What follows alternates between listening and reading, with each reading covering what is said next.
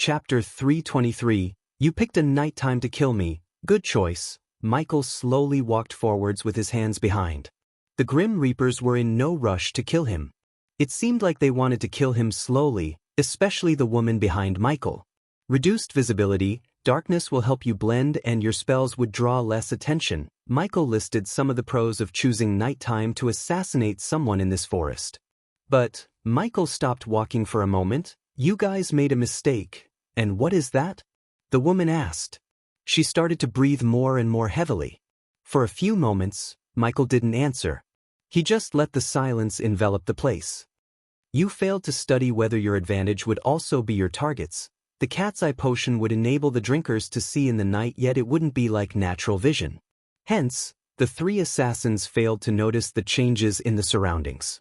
As far as they were concerned, the night couldn't get any darker. But it did when Michael cast the death range. Alright, I can't oh my god. Can't wait any longer. Suddenly her moans echoed through the forest out loud. She directly lunged at Michael. Love shackles, in the midair, she cast a spell as pink giant shackles materialized in the sky above Michael. Frost rage, illusion lava, Michael's surroundings suddenly changed. The dark forest transformed into a fiery hot lava. He felt like he had been teleported into a boiling volcano. In addition to the illusions, several humanoid creatures made of frosty ice appeared around him in a 5-meter radius. If they weren't only at core strengthening stage level 2, Michael wouldn't have decided to face them head-on. Lightning dash. He dashed away before the shackles could land on him. Just while he was dashing away, he pinpointed the illusionary formation's source point. The source was on the ground, under the dried-out leaves beside the Grim Reaper who cast the spell. Xianxia, the lightning bolt hit the source point with deadly accuracy. Immediately his surroundings transformed back to normal. When the formation got destroyed, it backlashed as a burst of arch energy stunned the spellcaster. The Grim Reaper was momentarily stunned. Watch out! The Grim Reaper who cast a spell to create frost creatures shouted. Xianxia, Michael quickly dashed behind the Grim Reaper. Without wasting a second of time, he sent a bolt of lightning through the Grim Reaper's heart. Because he was a core strengthening stage cultivator, it did not one-shot him. Michael wasn't expecting the lightning bolt to kill him with one shot. That was why he immediately stabbed the cultivator through the wound created by the lightning bolt pulch. Wolf! The male Grim Reaper shouted when he saw Michael's sword sticking out of his colleague's chest. Michael twisted the sword, ending his life. Ding! Congratulations to the host for killing a core strengthening stage, level 2 cultivator. The reward is 300,000 experience points and 2,000 badass points. That's so hot. The female Reaper, however, did not seem to care about her colleague's demise. She just knelt on the ground, moaning loudly. Woman, you're a fucking freak. Michael drew back his sword. He was glad that her climax slowed her down from casting another spell. Kill him. The frosty figures moved slowly, but they were able to reach Michael since he stopped moving to kill the Grim Reaper. Ring of fire. What was better to fight a bunch of humanoid creatures made of ice than flaming hot fire? Bush. The ring of fire sent 2 pulse blasts around Michael, burning everything it passed through. The ice figures did not completely evaporate, but their legs melted down. Another 2 pulses of the fire melted their upper body before they could reach Michael. Lightning dash. Ice drag dash. Boom. Michael dashed at the Grim Reaper to end his life before he could cast another spell. The Grim Reaper was just about to finish his spell when he saw Michael lunge at him. His lightning-fast reflexes kicked in as he immediately retrieved a smoke bomb from his space ring and dropped it into the ground. The smoke bomb exploded, creating a fog of smoke around the Grim Reaper. It was a neat tactic that might have worked if Michael didn't have his X-ray vision and environmental scanning. Xianxia, Xianxia, Xianxia. The Grim Reaper did not stop moving as he kept running to escape the lightning bolts. The assassin had no time to cast a spell. He was expecting help from his colleague, but she was shaking on the ground. Sucker! Michael chuckled inside. The male Grim Reaper thought Michael was attacking him to kill, while the female cultivator was having a great time thinking that her target was busy with her colleague. Michael suddenly changed his target as he dashed at the female cultivator. While she was quivering on the ground, he tried to cut her neck. Unfortunately, she was quick enough to evade a fatal bow, yet the sword did cut her shoulder. So, you wanna play? The female reaper slowly stood up from the ground. Her legs were still shaking while her eyes radiated intense pleasure. 2 versus 1, you're dead. The male Grim Reaper sighed in relief, seeing his colleague finally entering the battle. He picked up a strange smell, but he didn't focus too much on the smell as he thought it's coming from the forest. TSK. You clowns should have gotten a job in a circus instead of an assassin guild. Now that's hurtful. Finally, the female Reaper's voice showed some murderous intent instead of freaky moaning intent. 3. The 2 cultivators were confused when they heard Michael start counting. 2, 1. I'm gonna cough. What's happening? Just after taking a few steps towards Michael, the female Reaper started to cough. Behind the masks, their faces slowly turned pale. Their bodies shivered, not in pleasure, their bodies shivered in fear. The female Grim Reaper couldn't feel her muscles. It was because Michael smeared paralyzing poison on his swords. He really aimed for her throat to kill her instantly, but as usual, he wanted to have a backup plan if she evaded his attack. His backup plan worked. The fear toxin finally showed its effect. The Grim Reaper's deepest fears took hold of their minds. Michael clapped his hands together towards the female Grim Reaper. Golden lightning cracks danced around Michael's hands. The sound of electricity crackles became louder and louder while the light radiated by the lightning cracks was so bright that it looked like someone put a light in the middle of them. Boom! Michael used half of his arch energy to power up the lightning bolt. The thick bolt of lightning soared through the air. When the lightning bolt met its target, it didn't go through her but destroyed half of her body. She stood there bloodied, half of her body was gone, blood splashed from her body while skin slowly peeled off of her. Even the bones were charred as they were visible to the naked eyes. She clung to her life, but she was not in shape to fight. Finally, she fell to the ground. What happened to her didn't horrify the other Reaper, as he had seen gory things like this in the past. But what terrified him more, other than the fear toxin in his body, was the fact that his colleagues were murdered by Core Formation Stage Warrior. They planned everything perfectly, yet nothing went according to the plan from the beginning. To this moment, they had no idea how he found them, how he was this strong and fast, what was the sudden fear they felt. Chameleon attack. While the female Reaper was twitching in the ground, the other one screamed, looking into the dark forest behind Michael. Any moment from now, the Grim Reaper expects their 4th member, also known as their Plan B, jump out of the darkness to plunge a dagger into their target's chest from behind. His name was Chameleon, huh? The Grim Reaper's heart skipped a beat. He mumbled. It was taking everything in him to fight off the sudden fear in his heart. Hence, he hoped Chameleon would kill Michael, ending their battle. I killed him. The moment Michael completed his diddle-diddle, Chameleon lost his life due to blood loss. When Michael first noticed he was being followed, he saw not 3 but 4 hostiles in his environmental scanning map. The 4th one, however, did not travel with the 3 of them. He traveled alone, keeping his distance from the trio. Since he was alone, Michael took care of him first by stealth killing him. The Chameleon was completely caught off guard.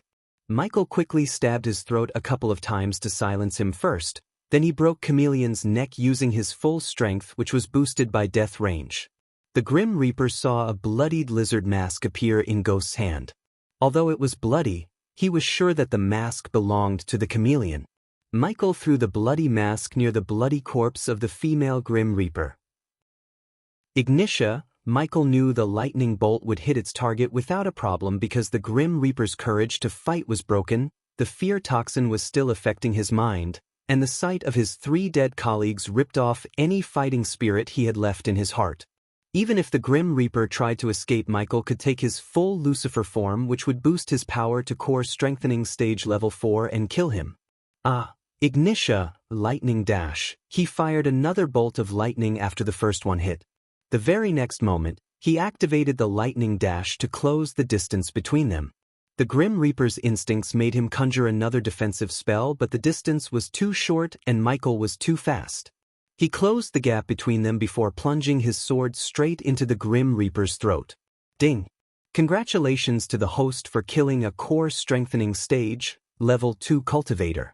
The reward is 300,000 experience points and 3,000 badass points. Ding! Congratulations to the host for killing a core strengthening stage, Level 2 Cultivator.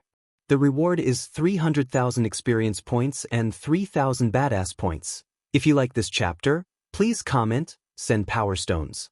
If you really like this chapter and my novel, consider sending me gifts as it would motivate me to put out more chapters. Any criticism, feel free to bash me in the comments. Chapter 324. Whoa! Ricky felt a sudden bump while driving the carriage. He heard the carriage door opening. Turning his head, he saw Ghost entering the carriage. Master Ghost, how's your sightseeing? Ricky was not a genius, but he was not stupid either. It was obvious to him that Ghost went to take care of something important. As for what, Ricky didn't want to know. However, Ricky smelled a sweet scent that was neither too strong nor too light. It was just enough for Ricky to take a deep breath and smile. Besides, when Ricky turned back to look at Ghost, in the light produced by the small orb of light inside the carriage, Ghost seemed refreshed, as he had just taken a bath.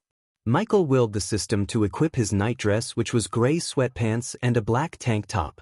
It was pleasant until I had to kill a few rats. Michael laid down on the cushion. After spending almost all of his arch energy, he was pretty tired. Wake me up when we reach Sarton. Michael closed his eyes. Yes, Master Ghost. The curtains inside the carriage added an orange glow to the morning light, every morning a perfect sunrise.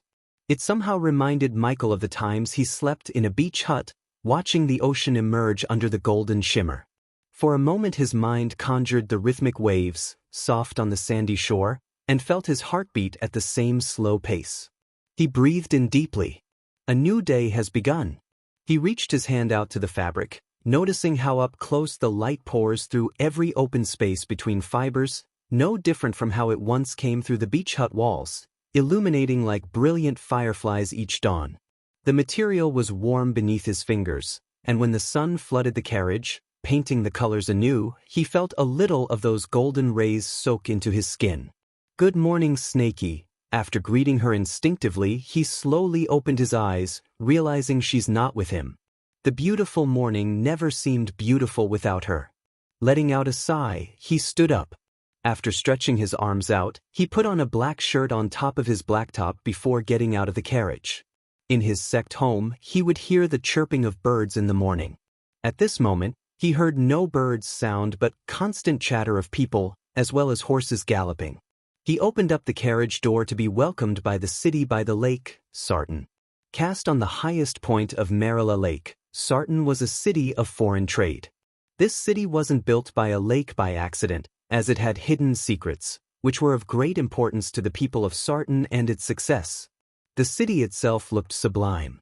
With its yew-wood rooftops, ceramic tile walls, and breathtaking waterfall, Sarton had a mystical atmosphere. The main attraction was the giant statue of a Viking-looking man in the center of the city, which was built 1,000 years ago and designed by the dwarves. Sarton had a booming economy, which was mainly supported by trade, mining, and leatherworking. Their biggest strengths were a strong defense and gorgeous leatherworking. However, Sarton lacked people skilled in farming. Despite its strengths and weaknesses, Sarton was most likely headed towards a horrible future under the leadership of Baron Adwell. But this was yet to be seen. Instead of his usual black shoes, he just wore a pair of black slippers. Therefore, when he stepped outside, he felt the hot sand between his toes. As far as he could see, there was nothing but people and carriages. More and more carriages were approaching where he was. No one noticed Michael as he walked around the carriage to locate the people of his sect. What stood in front of him was a beautiful lake. The water was movie star blue, the kind of blue their eyes are. In it, the wisps of clouds were reflected just as well as the steep sides of the glacial valley, all greens and grays. Again the greens of the hills as well as the buildings. The grown-ups were boarding ships while youngsters and children were playing on the shore as if in the most impossible of paintings, the artist painting with colors he thought would fade in time but never did. The lake was the finest of mirrors, never showing exactly what was above, but converting it to an image so beautifully smudged and broken. The weeping willow, the clouds above, all become a Monet, all free for the looking. If he focused on the children, he could get various designs for a castle. Their sand castles looked way better than some real castles in this world. One of those children was Cindy. She was building a tall, majestic castle with a couple of female disciples. Even among the ocean of people standing between the two of them, Cindy noticed Michael. "Brother." Her eyes widened in joy as Michael gestured to Cindy to stay where she was. Michael quickly navigated through the crowd to reach Cindy. Since he was not in his usual attire and the people were busy with boarding ships, they failed to notice Michael. "Here she is." As usual, the little girl threw herself up at him like a puppy who hasn't seen its owner for quite some time. Every single time, the girl welcomed Michael like this. The love she had for Michael in her heart was boundless. Gaia, Michael both loved Cindy and her brother just as Cindy loved them. "Brother Ghost, you're awake. Ricky just went to see your room on the ship. He was talking about waking you up." "It's okay," Michael said to the girls. He knew Ricky might be too busy making sure everything's according to Michael's preference. Since Daniel was with Raylene at River Town, most of the tasks related to sect fell on Ricky's shoulder. "I think you guys had enough fun. Take your friends and go to your ships." Michael saw what the human traffickers did to those Silver Moon girls. In this crowd, no one recognized a well-known person like Michael. How could anyone notice if a few girls like them went missing? Therefore, Michael ordered them to board the ships as soon as possible. This place seemed like a great hunting ground for kidnappers. "All right, let's go." The girls didn't dare to stay any longer after hearing Michael. They left to find their friends. Michael noticed hundreds of ships floating on the lake, waiting for the people to board. "When will Sister Elia come back?" "I miss her," Cindy purred. "Me too." Michael pinched Cindy's cheek. She had grown up a couple of inches. The baby fat in her face slowly disappeared. Plus, she had reached foundation stage level 7. Cindy turned his head gently before landing a soft kiss on his cheek. "Ouch, you have to shave, brother." Cindy rubbed her lips as his stubble beard pricked her soft lips. "Is that so?" Michael rubbed his cheek against the little girl's cheek playfully. She wiggled, giggling in his arm. While he was playing with Cindy, he felt someone tickling his shirt. He looked down to see a boy who seemed like 11 or 12 years old looking at him. The boy wore rather raggedy clothes with a flat cap on his head. "This is for you." The boy handed out a piece of paper to Michael. "What is it?" Cindy looked at the boy, then she looked at Michael. Michael took the paper from the boy's hand to read what was written on it. "If you want to know who put a contract on your head, come to Mary's Flowers." After reading the words, he looked down to ask the boy who gave the note, but the boy had already disappeared into the crowd. "Do you know where sect leader Claire is, Cindy?" "Yes, they are over there." Michael made his way through the crowd in the direction Cindy pointed.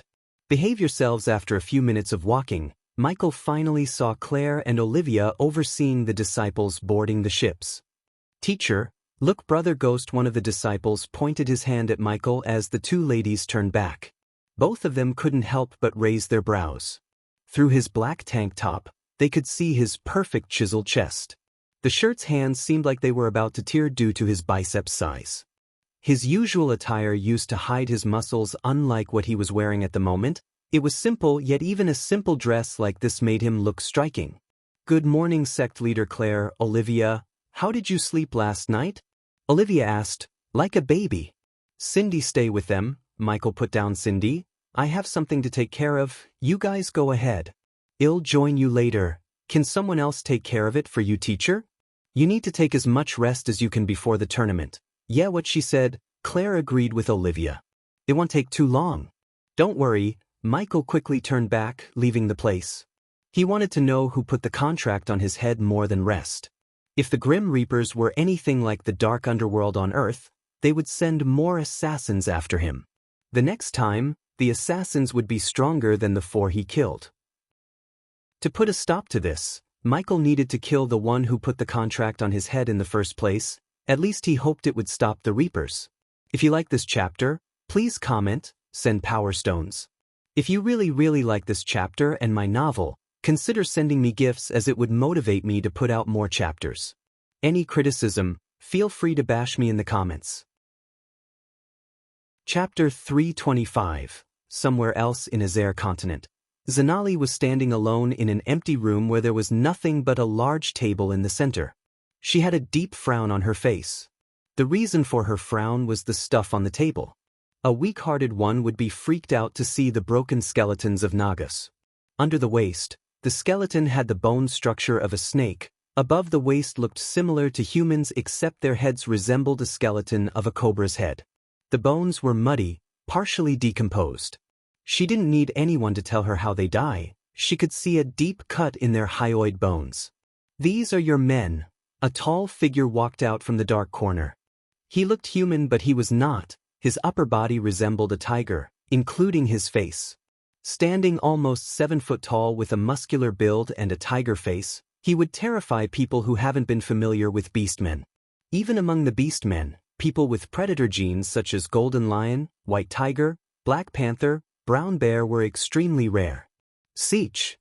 A loud scream of an eagle could be heard in the room. Zanali looked up at the black eagle staring back at her from his shoulder. "Your men were killed by a cold killer," the tiger beastman said. "Jacoby, what do you mean a cold killer?" Zanali asked. She wondered how Jacoby could tell if the killer was cold or not by looking at the partially decomposed skeletons. The cuts, there was no hesitation. Deep cuts. The killer is either a trained killer or a murderous psychopath who killed more than 50 people or both. "Any signs of Gaia?" Zanali asked.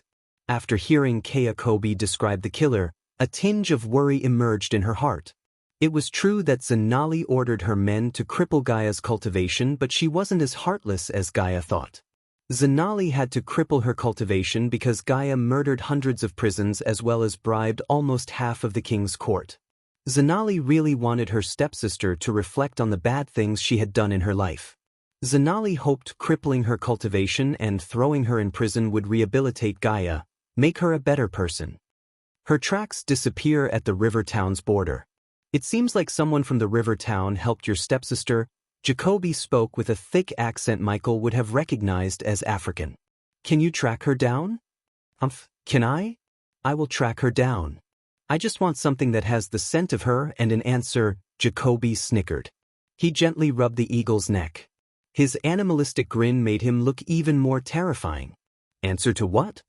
Jacoby finally stepped out of the darkness, completely revealing his golden fur-filled upper body that looked exactly like a Bengal tiger except for the hat on his head. "Do you want your stepsister dead or alive?" After giving Jacoby what he needed to find Gaia, Zanali came back to Peyton's manor. Zanali saw her friend resting her head on the hand, which she only did when she was either pissed off or worried or both. "Peyton, what happened?" She sat beside Peyton. "Nothing," Peyton waved her off. But behind her glasses, Zanali could see a sliver of anger. "Don't give me that, Missy. Something happened with the Alpha Guardian?" Before she went to meet with Jacoby, Zanali left Peyton at one of the Guardian Guild's safe houses where the Alpha Guardian was waiting for Peyton. Apparently, Peyton had some questions regarding how the Alpha Guardian handled the Lucifer situation. Although the Alpha Guardian put Peyton in charge of the operation, Zanali knew who led the Guardian to victory: Noah. Ever since Peyton chose Noah after Ghost rejected the offer, Noah had been climbing the ladder way faster than anyone ever did.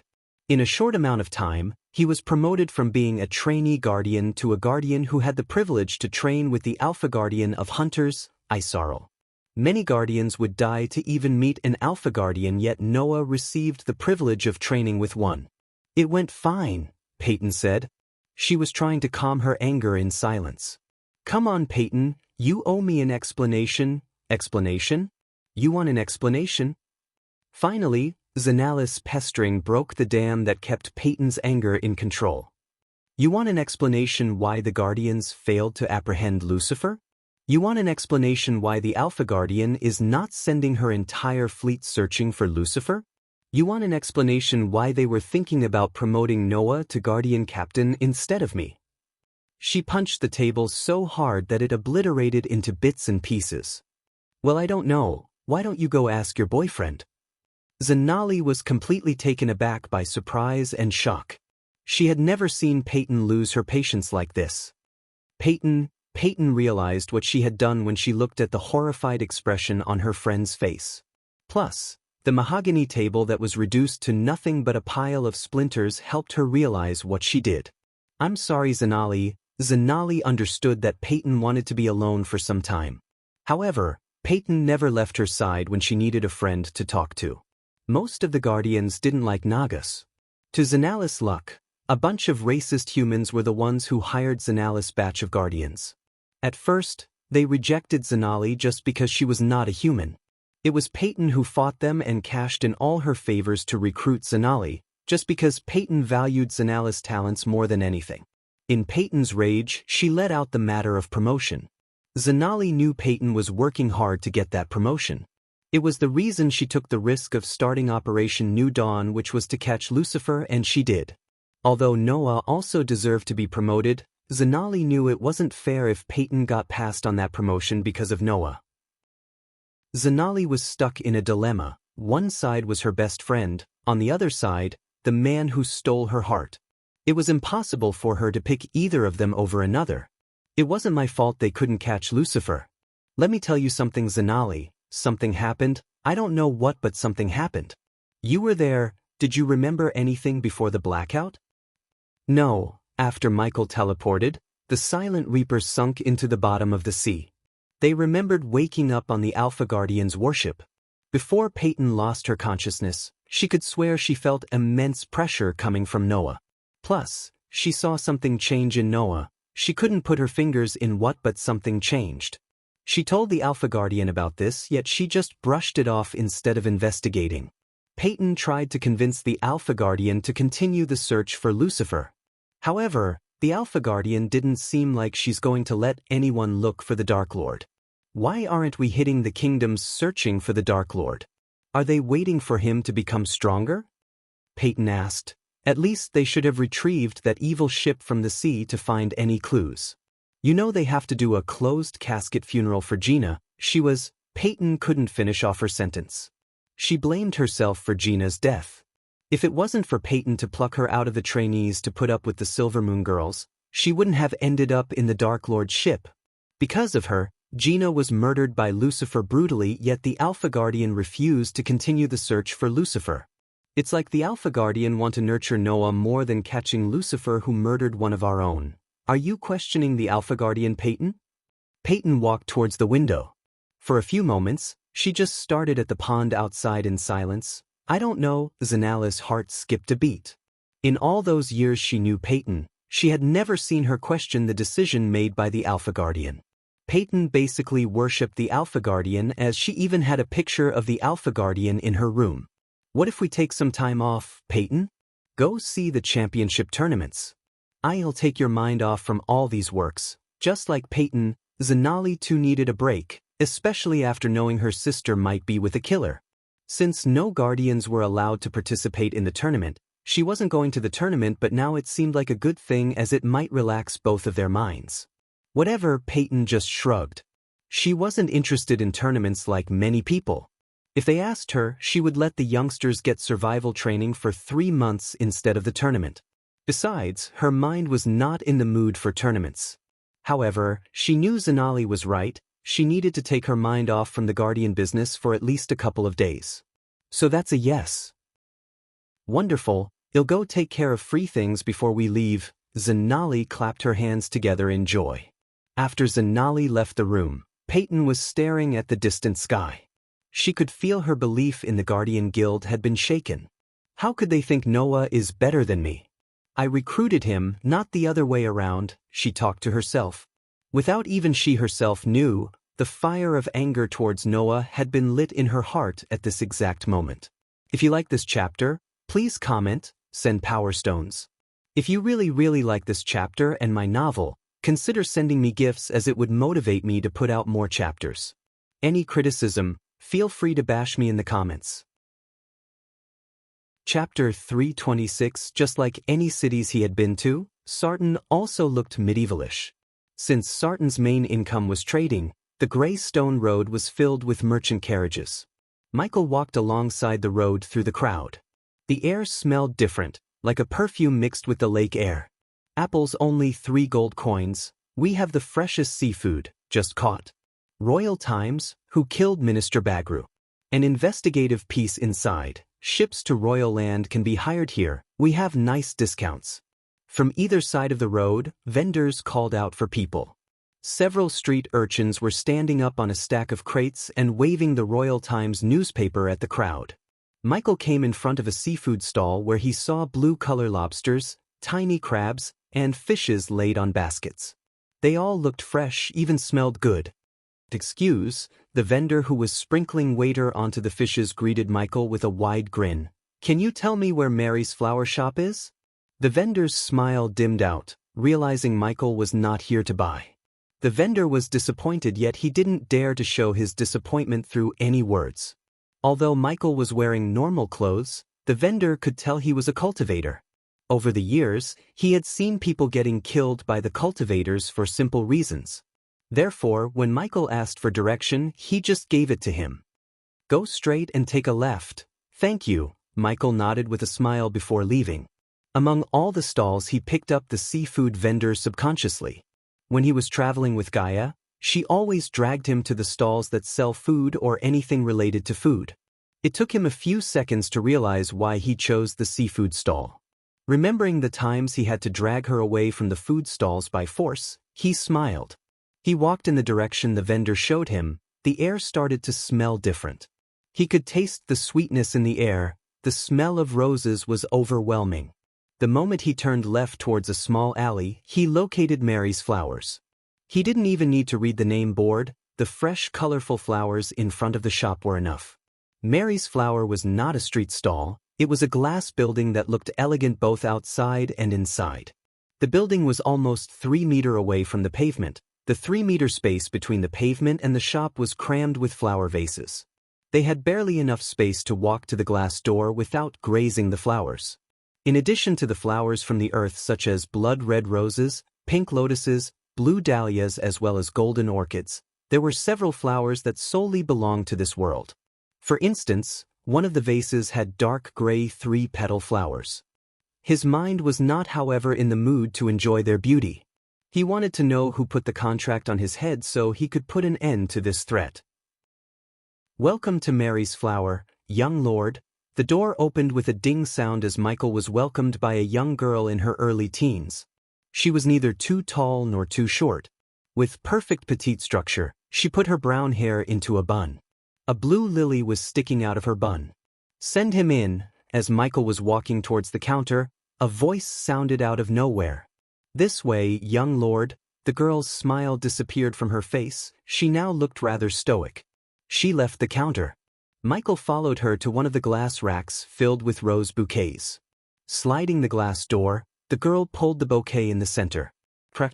Just a few seconds after the girl pulled the bouquet, he heard a cracking sound. Then, the glass rack before him moves slightly towards the right, leaving just enough space for one to fit in. Through the space, Michael was able to see a table and a chair in the chandelier light. "Lord Information is waiting for you inside." The girl gestured at Michael to step forward. Without wasting a time, Michael entered the room behind the glass rack through the space. Crack. He heard another cracking sound as the secret door made of glass racks slowly closed behind. Michael took each step forward with caution. Lord Ghost, a figure greeted them sitting behind the mahogany table.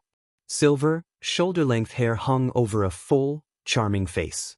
Hollow brown eyes, set concealed within their sockets, watched Michael from top to bottom with a hint of surprise, probably due to Michael's normal attire. The glimmering, smooth, shiny skin perfectly complemented his almost perfect jaw structure. Michael couldn't help staring at the man's pointy ears. An elf. This was the first time Michael had seen an elf in real life. The elf looked exactly as the movies portrayed them except for the sweet scent they radiated. There was something wonderful about him. Perhaps it was his friendly demeanor or perhaps the beautiful smile on the elf's face. Nonetheless, Michael didn't feel any vibe of hostility from Lord Information obviously. Just like Michael, the elf didn't want the others to know his real name, hence he called himself Lord Information. "Take a seat." Lord Information lifted his arms slightly towards the chair as Michael seated himself. The elf's gesture was neither too polite nor too rude. The elf was writing something on a parchment. "You sent this?" Michael placed the piece of paper the boy gave him on the table. "Words are mine. Lord Information leaned back on his chair, finally closing the parchment he was writing on. His brown eyes stared at Michael. What's it gonna cost? The elf's name was a dead giveaway of what he sells. Knowledge was wealth, and the elf was dealing in information. So he knew the information he wanted wouldn't be free. Lord Ghost, you probably know the business I'm in. It's safe to say nothing happens in this continent without me knowing. A piece of information that seems irrelevant to someone might be relevant to another one. With the right circumstance, one will pay anything for the information I provide. He emphasized the word anything. What he said was true though. Nothing was more valuable to him than his own life. Michael was willing to pay any price. Take you for example. What you know is someone put a contract on your head for 500,000 gold coins. Since you're here, that means you killed the 4 core strengthening stage reapers sent after you by the guild. Michael was genuinely surprised. Not only the elf knew about their cultivation stage, but he also knew how many reapers were sent after him.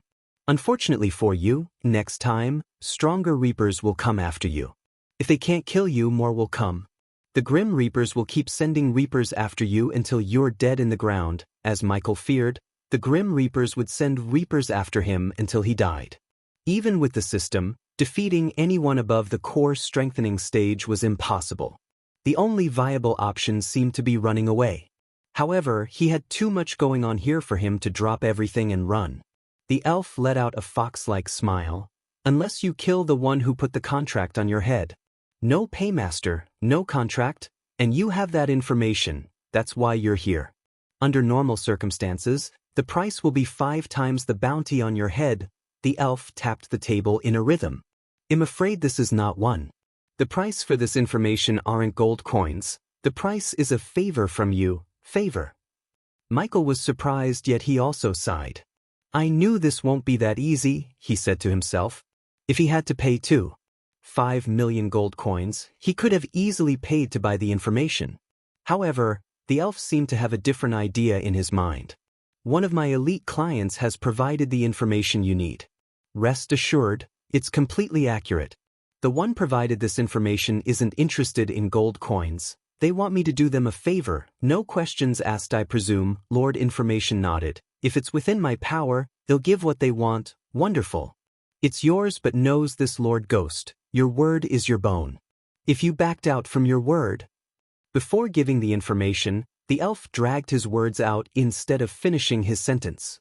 The elf wanted to let Ghost know the consequences of going back on his word.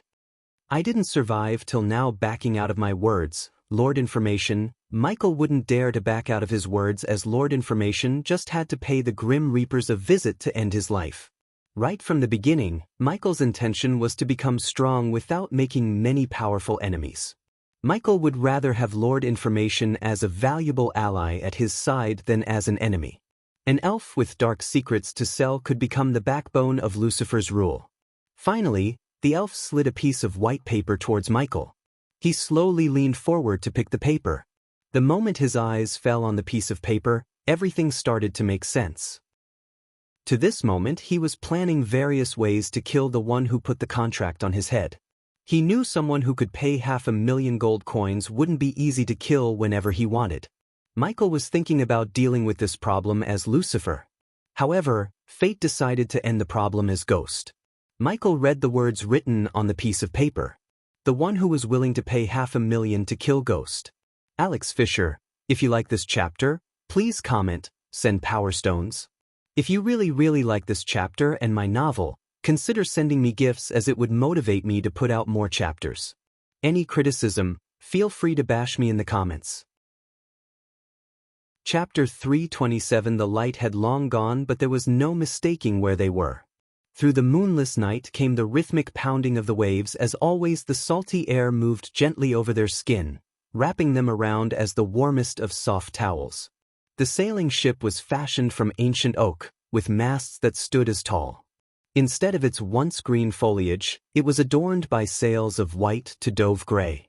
To see the rich timbers, strong browns close to black, brought a sense of peace inside, perhaps akin to that given by a meadow. Yet for the next few hours, the fragrance would not be of wildflowers but of the open sea, ever-changing, ever-constant, ever in motion beneath the clouds who sail above. On the edge of the ship, Michael was enjoying the view with Cindy by his side. Since he heard fishing calms one's mind and soul, he bought fishing rods from Sarton after leaving Mary's Flowers. "Oh, come on, Brother Ghost, when will you catch something?" Cindy rested her head under Michael's arm. She tried to use his shoulder as a pillow, but she was too short. Michael held the fishing rod in one hand while wrapping his other arm around Cindy so she wouldn't fall down. His shirt was enough for Cindy to cover herself to keep warm. "Patience, Cindy. Many good things will come in your life if you know how to be patient. You don't know how to fish, do you?" "Nope," Cindy giggled. Michael had been waiting to catch a fish for hours. Catching a fish wasn't his goal. If it was, he could simply brew a bait that would attract fishes from miles. His goal was to calm his mind and soul. Recent events had shaken his calm mind, especially Gaia leaving him. There was an eerie feeling deep down in his heart, like she was in some kind of danger. His mind was telling him to let her do this alone, while his heart was telling him to help her. He always went with his mind instead of his heart. "Hey, you two," Olivia's voice sounded from behind. She bent her waist, leaning on the edge beside Cindy. "So, Cindy, your brother managed to catch something?" "Patience, Sister Olivia.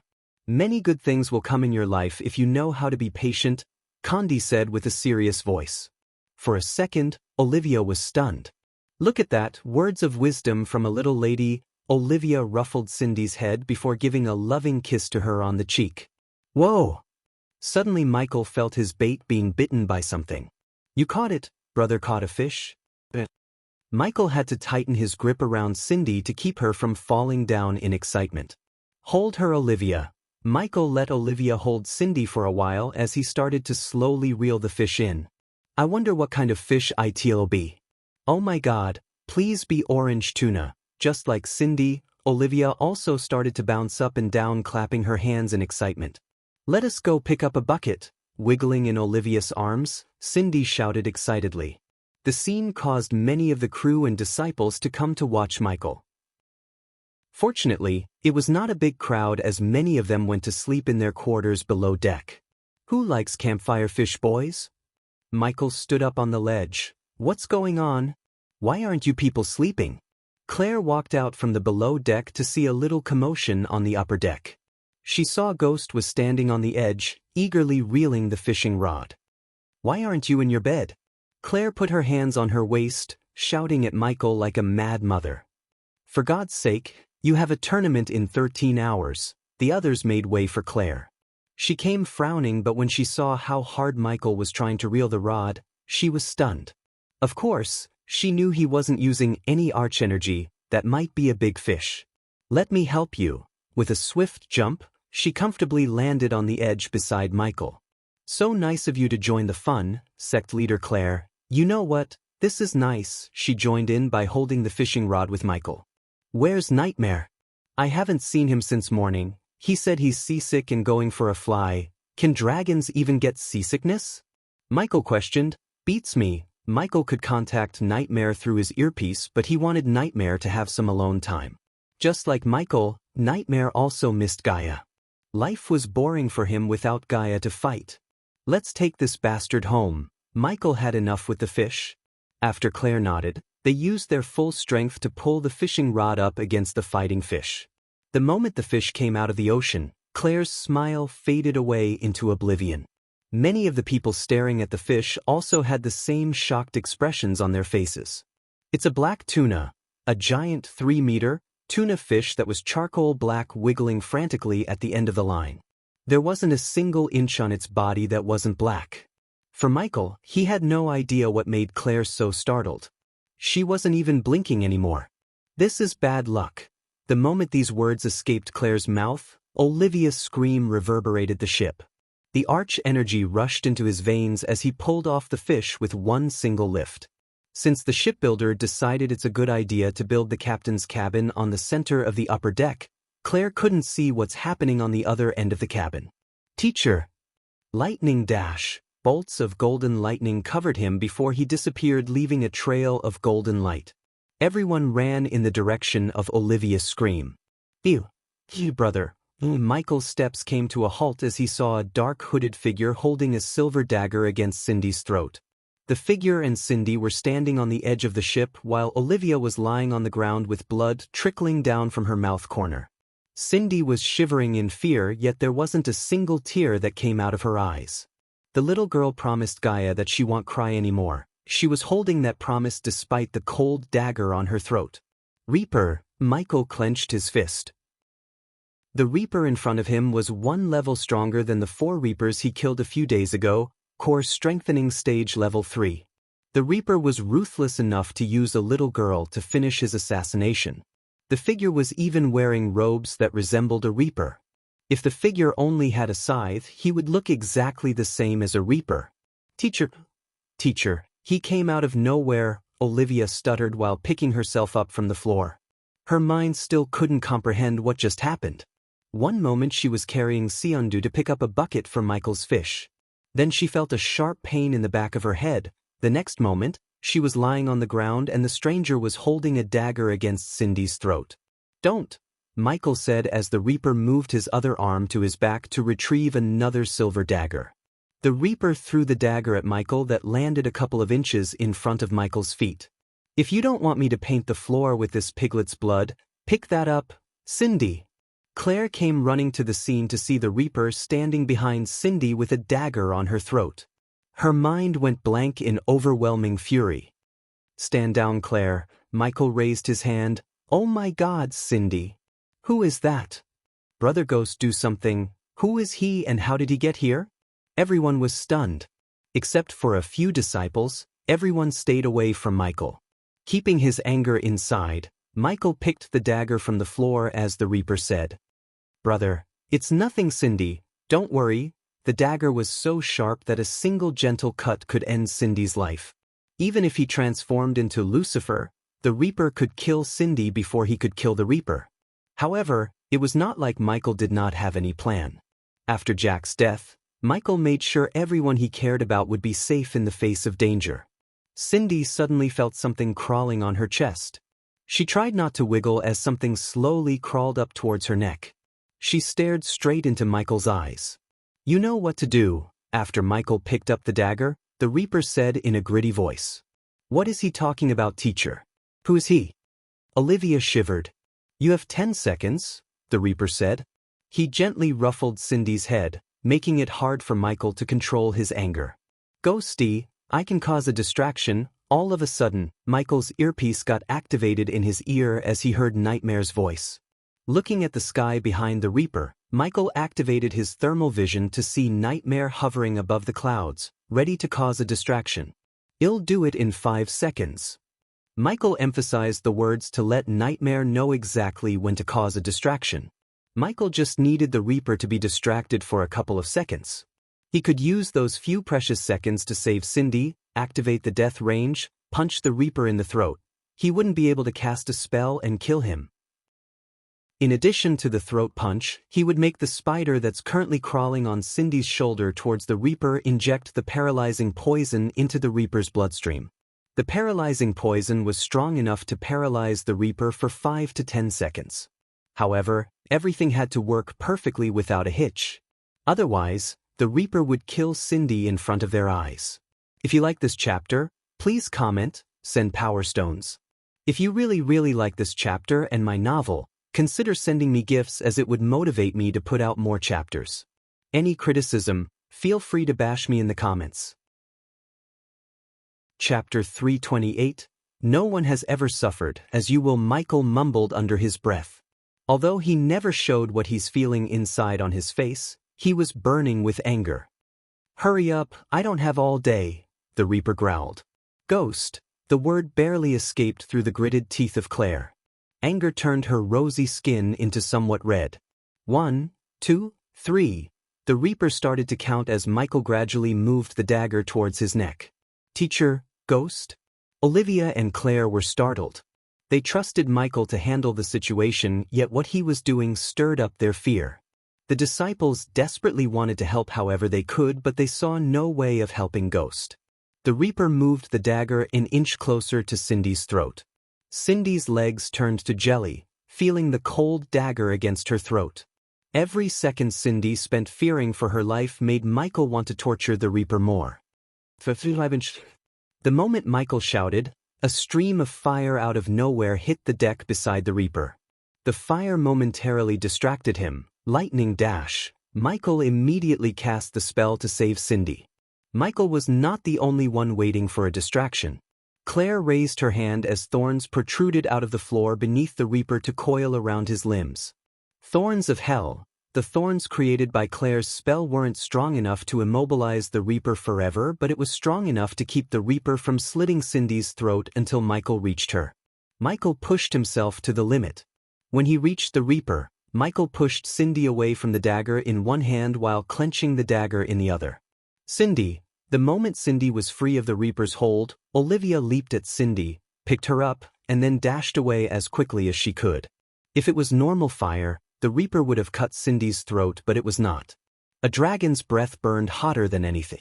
The hot blast created when the fire stream hit the deck boiled the Reaper's skin, as he didn't have any defense spells cast on him. Moreover, his hands went numb after feeling a sting on his palm. Michael chopped at the Reaper's throat. Arg, cough, cough. The Reaper clenched his throat in agony. While he was coughing, Michael sent a few blasts of wind to the fire around them. Wind blast. The blasts quickly put out the fire, making the ship dark again. In addition to the fire, the people staring at the scene terrified were also sent flying away by the wind blasts, including Claire and Olivia. Death range. Michael's strength skyrocketed after he cast the death range. Now we dance, catch it. Michael landed a couple of more chops on the Reaper's throat. His hyoid bones were already dislocated by Michael's chops. Unless the Reaper could jump to the fusion stage and cast spells mentally, he was weak as a chicken to Michael. Cindy, are you all right? You poor thing, here, drink this. On the other hand, Olivia embraced Cindy tightly, afraid of letting Cindy out of her reach. Cindy was still shivering when she swallowed the healing potion. Teacher, Olivia looked up to see Michael lifting the intruder by his neck. Due to the darkness, she couldn't see his face. However, she could feel the cold, killing intent radiating from Ghost. Everybody back off. Seeing the disciples who were sleeping in the below decks running to the scene, Claire shouted at them. She did not want the disciples to be caught in the crosshairs. Brother, Cindy reached out her hands to Michael. No, sweetheart, let's get away from them. Olivia rushed away to safety carrying Cindy in her arms. Boom. While she was running away, she felt a blast of force hitting her from behind. The force almost knocked her down.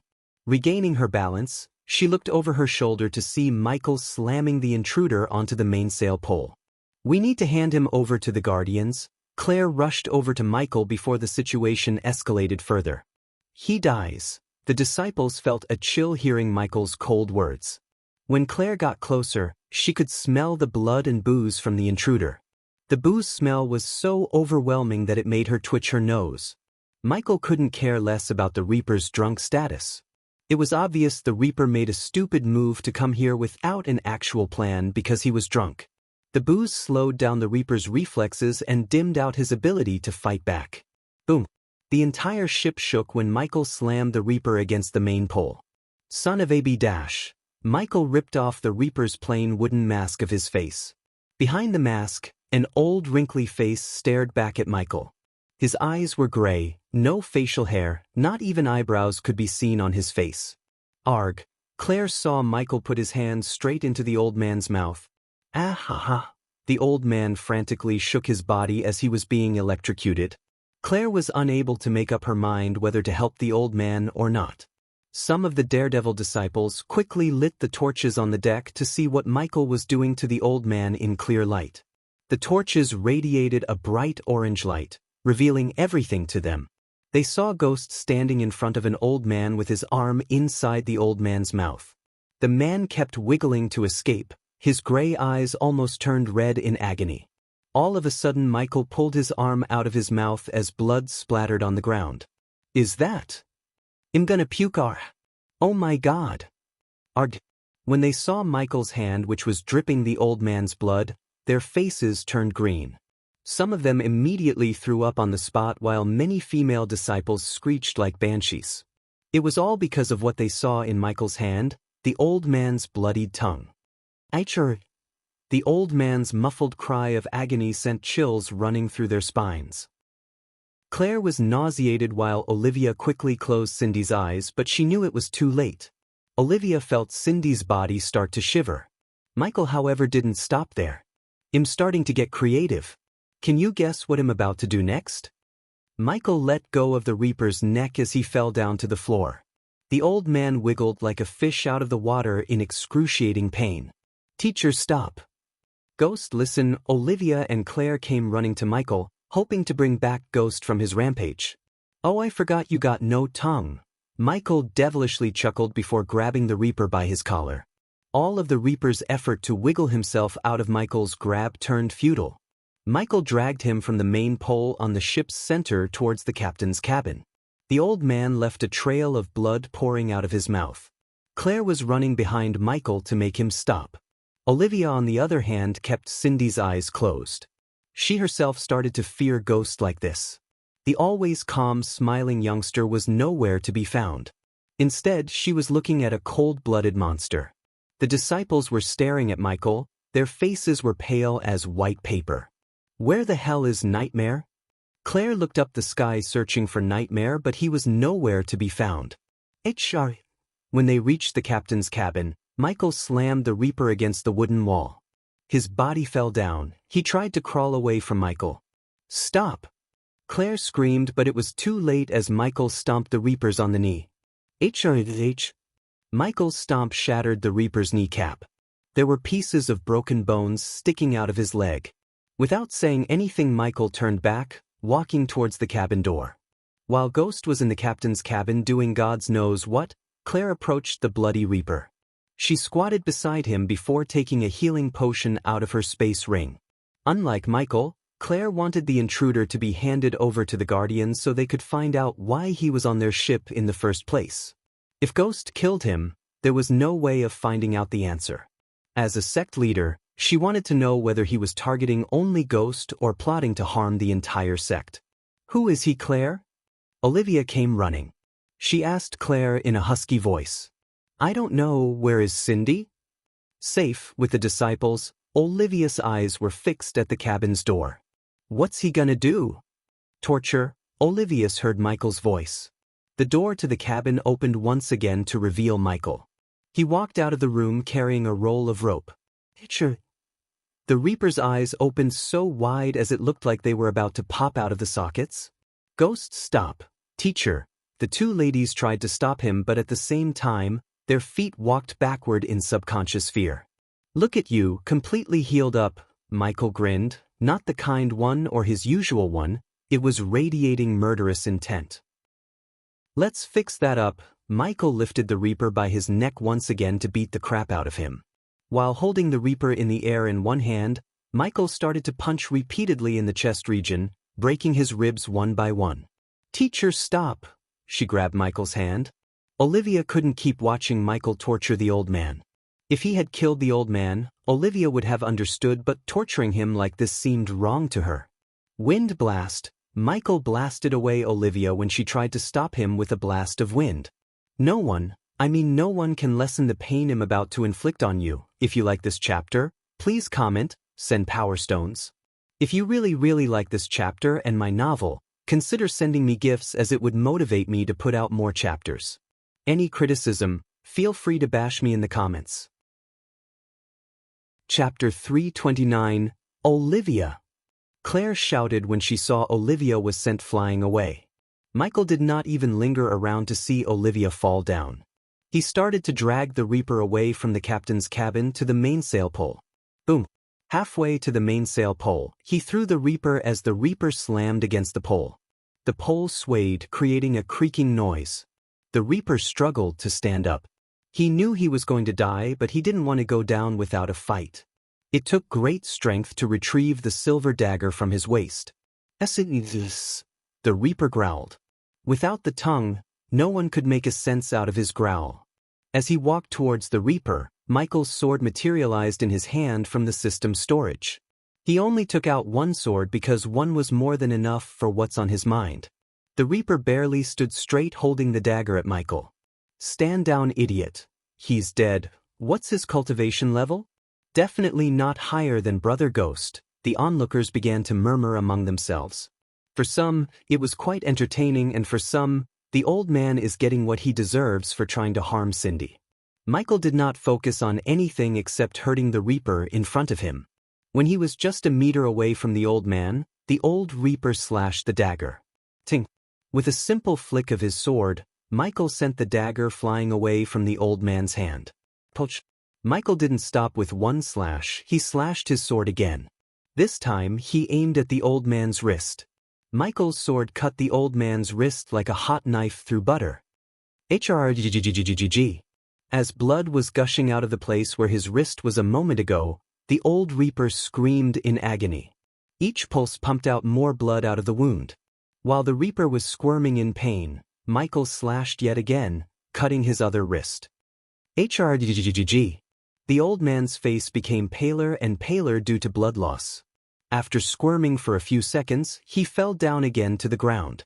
The blood formed a circle around him as he laid in his own pool of blood. Even some of those disciples who initially wanted the old man to die felt a little pity for him because the Sunrise sect taught their disciples kindness and compassion. Get up! Michael wasn't finished. He lifted the Reaper by his blood-drenched collar. Boom! Michael slammed him yet another time before he used the rope he got from the captain's cabin to tie him against the mainsail pole. Michael deliberately tied the rope with the rope that was used to hoist the flag. Brother, stop! Just when Michael was about to hoist the Reaper like a flag to make him die slowly, Cindy's shout reverberated the ship. Cindy, close your eyes. Claire and Olivia came running to Cindy. Olivia tried to close Cindy's eyes, but the little girl swatted her hands away. For the first time since Michael started to torture the Reaper, he took his gaze away from the Reaper. Brother, you can't do this to a fellow human being. Everyone was surprised to see Cindy talk with a serious face for the first time since they knew her. Human being? He's not 1 inch. Michael pulled down the rope as the Reaper's body moved higher. Neither are you, brother, if you keep doing this. Cindy, Claire's heart skipped a beat when the little girl talked back. She tried to shush her, yet Cindy didn't back off. We should be kind, merciful, and caring. The words that came out of her mouth didn't seem to belong to a little girl. Cindy, go to your room, you're still too little. No, no. Both Cindy and Michael said no at the same time. People like him always mistake kindness for weakness, Cindy. Show him kindness and he will show you the dagger. And you're right. Michael paused for a second, looking at the Reaper and Cindy. I'm not human when someone pisses me off. Michael pulled down the rope with enough force that catapulted the Reaper's body to the top of the mainsail pole. Diddle diddle, the flag of the Sunrise sect now had a bloody body hanging in front. We are so little. She stuttered in shock, seeing the bloody body. The rope tied around the Reaper's body got tighter as his eyes started to bulge out. In addition to his eyes bulging out, the blood oozed down onto Michael, bathing him in blood. He looked like a demon in everyone's eyes for a second. Kill or be killed, Cindy. You'll realize this when you grow up and learn how this world works, Michael said. Teacher, you're sick, Olivia said to herself. Perhaps everyone on the ship had the same thought appear in their minds. Somewhere else in the Elon continent, a few hours ago, the clouds were the kind of gray that would make any quarry rock proud, as if they were so pleased to echo the ground. All the gray, all that swirling water in the sky, condensation was bound to happen sooner rather than later. Above these gray clouds was a desolate quarry. As far as one's eyes could see, there wasn't a single tree or any plant for that matter that could be found except for boulders and a group of angry Reapers wearing nothing but black robes. Each of the Reapers looked exactly like the Reaper that attacked Michael's ship. The Reapers were rushing from all directions towards a woman who was sitting on a pile of dead bodies. She was calmly watching the Reapers while sharpening her swords by rubbing them together. Her long black hair fluttered in the wind, revealing the drops of blood on her alluring face. From her long coat to the fingerless glow to the boots she wore, everything was black as the darkest night. The pile of bodies she was sitting on contained at least 30 dead Reapers. All of them were core strengthening stage level 6 cultivators. Yet none of them could stand a chance against her. Even when there were 20 more Reapers rushing towards her with their weapons raised, there wasn't the slightest fear in her eyes. Twinkle, twinkle, little star. She flicked her wrists as the blood on the swords splattered onto the ground, revealing the black blades of her swords.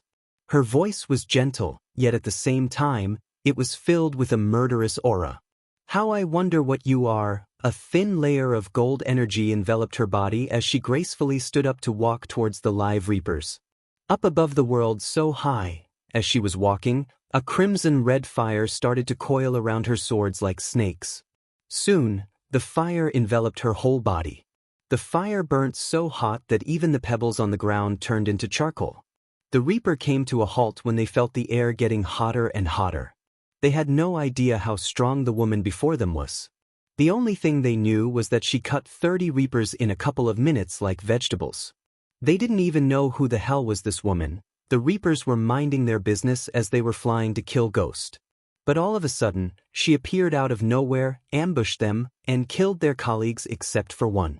She let one alive so he could bring backup. Like a diamond in the sky. The moment she said the last word of the rhyme, she leaped so high into the sky. She then swirled her swords as the fire formed a circle above her head. Die! She pointed the two swords at the reapers. The circle of fire transformed into a chakra before soaring through the sky towards the reapers. Turtle shell. Snow prison. Earth shield. The reapers immediately cast defensive shields around them. However, none of their shields were protected from the fire. It melted through their shield to reduce them into nothing but ashes. Pathetic weaklings, the woman snickered. With a single spell, she took out half of the reapers. Those who survived were blasted by the shock wave. Run! After seeing how reality she killed the reapers, the rest of them lost the nerve to fight her. Hellfire circle, hovering above the reapers, she waved her hand. The very next moment, the crimson-red fire turned ominous dark purple. The stream of purple fire shot out from both of her swords, forming a cage around the reapers who tried to run away. The grim reapers who were feared by everyone were stuck in the cage of fire, waiting to be killed like insects. She slowly descended from the sky. The ceiling of the fire cage opened up to let her obediently. Poch, poch, poch, poch. She gracefully sliced and diced the reapers who were unfortunate to be closer to her. Each of her sword slashes cleaved a head clean off a shoulder. After killing another 4, she didn't even move. She just waved her sword, creating a crescent-shaped wind blade with her swords. More blood splashed across the ground, painting the gray ground red. The cage was her killing ring, and the reapers were nothing but mere cattle that were waiting to be butchered. Why? Who are you, lady? The last remaining reaper tried to crawl away from her. His half of the body was burnt by the purple flame. Before he died, he wanted to know who killed him and why. She kicked him in the gut before squatting down beside him. Tell your friends you guys picked up a wrong contract. The woman ran her sword through the reaper's neck. The reaper slightly sighed inside, thinking that she might let him live. Don't bother, I'll tell them myself. The reaper's heart skipped a beat, but soon, his heart was penetrated by her sword, ending his life instantly. She looked around the dead reapers for a few seconds. I need to find the one who put the contract on my son and end this. She tossed the swords into the air before turning back to leave. As she was walking away, the swords fell straight into her sheath on her back. Sniff. While walking away, she snapped her fingers as the purple flame cage exploded, creating a small mushroom cloud. She walked away from the explosion like in the movies. The reapers never thought they would be massacred by a woman. They had no idea that it was Harriet Hunt who hunted them down. If you like this chapter, please comment, send power stones. If you really like this chapter and my novel, consider sending me gifts, as it would motivate me to put out more chapters. Any criticism, feel free to bash me in the comments. Chapter 3:30. The road that led to and from Meblin village in Kethen was unrecognizable, as nature had begun reclaiming the now unused area. Gardens once looked after and trimmed to perfection were now rough and overgrown, returning back to their chaotic natural state. Most doors were either completely gone or mere remnants of rotten wood and rusty metal. The open doorways looked eerie as only darkness showed within. Paint crumbled off of the walls and was slowly replaced by vines that crawled their way towards the rooftops. Meblin, once nothing more than a simple, quiet town, was now a ghost town in the truest sense. The air, which was once filled with the many sounds of a growing community, had grown eerily quiet. The silence was only broken up by the occasional animal sound and gust of wind. The once tranquil peace of mind people found in the park was now found by wild animals enjoying the sunshine and tall grasses. With nothing and nobody to bother them, they had grown into a huge community of their own. One could go anywhere in town they wanted, walk into any home, and visit any previously private part of town, assuming it hadn't been destroyed by nature already. But not all was lost. In a way, the legacy of this town lived on through the animals that lived here now. The spirit was still alive, albeit in a different manner. Strolling through this ghost town, Gaia entered a longhouse. The house was dark, but the orb of light hovering in her hand helped her navigate through the corridor, which she could clearly feel was leading downwards. The corridor was pretty dark, and after having walked for 15 minutes in silence, a steel door appeared in front of them. "What is this place?" Standing on Gaia's shoulder, Ayag asked. Vidora felt surprised. They never expected a hidden place like this within a ruined house in a ghost town. "There's a portal behind this steel room." Gaia placed her hand on the dust-covered steel door. "Portal to the fire realm?" Ayag asked. After leaving the dark forest, Gaia only told them that she's going to a realm called the Fire Realm, except she didn't tell them how or why. That's right. She waved her hand, unleashed a beam of light onto the steel door. A click immediately sounded out from the door. It looked like it hadn't been opened for quite a long time, or perhaps it had only been opened a few times, which is why it produced such a rusty sound when opening. Behind the steel door was a spacious secret chamber, and it was sealed on all sides. Right in the middle of the secret chamber there was an illusory portal. It was floating endlessly like water while emitting bright lights. "How do you know about this portal?" Ayag asked. "This place looks ancient, yet this portal doesn't look old at all." Sarba looked curiously at the portal. "There are secret portals all over this world made by cults before the Guardians wiped them out. Now that I think about it, the Order of Death might be one of those cults." She cautiously walked towards the portal. "Whoever built this was really skillful with formations. The portal is different from all other kinds of portals and formations, and it's related to the dimensional forces. Without advanced knowledge about runes, no one would be able to build this. Definitely the work of a 6-star runemaster," Gaia said with a calm voice. "So are you going to tell us your plan here?" Gaia sighed inside. Instead of stepping into the portal, she decided to let Vidora know her plan. Otherwise, she knew they would keep asking the same question until she answered them. However, she had no time to briefly explain her plan. Therefore, she only gave them an outline of her plan. "Here's the gist. We go to this realm, find something called the Satanic Key, enter the blood cave using the key, find the 5-headed ancient serpent, kill it, and absorb its soul." She made it sound easy, but she knew it would take everything in her to survive inside the fire realm, let alone defeating the ancient serpent. However, she was resolute in getting this done. If she could absorb the ancient serpent, her body and soul would go through metamorphosis, just like Nightmare, only her metamorphosis would catapult her cultivation level to multiple stages higher. "Why do I get the feeling we're gonna get our asses kicked soon?" "I told you not to come," Gaia shrugged. "Shut up and activate the portal." "This place freaks me out," Ayag complained as Gaia rolled her eyes. She told Vidora not to come with her, yet Ayag insisted on coming with her. In fact, Ayag gave Gaia only 2 choices. It was either bring them along or they would tell Michael about her departure. Since Gaia didn't want Michael to come with her as she didn't want to endanger his life, she brought Vidora with her. "Fine." With a flip of her palm, she retrieved a golden-colored token from his storage ring. It was about the size of a palm, and it looked to fit right into the slot located at the center of the portal. She took a step forward, gently placing the token into the portal. An instant later, the portal produced a buzzing sound, then it started functioning. Swoosh swoosh, followed by the activation of the portal, a wild wind swept across the entire secret chamber. Celestial energy was leaking out from the portal, making it difficult for them to breathe. Buzz. Not long after that, a pitch-black tunnel appeared right in the middle of the portal. Freezing winds immediately violently blew out from it. It was so cold that it felt like it was coming from eternal darkness. It sent a shiver down the spines of all who heard it. Even the usually calm Kane's expression changed upon sensing this. Gaia, however, was standing right in front of the storm with an indifferent expression. Ayag stuck her tongue out and felt excited as well. Just like Gaia, Ayag did not fear danger, she became excited upon encountering danger. Both loved thrilling adventures, they liked the feeling of excitement. Let's go! Gaia leaped forward, disappearing into the tunnel. Click. Right as Gaia disappeared, the tunnel instantly closed. The portal had also stopped functioning.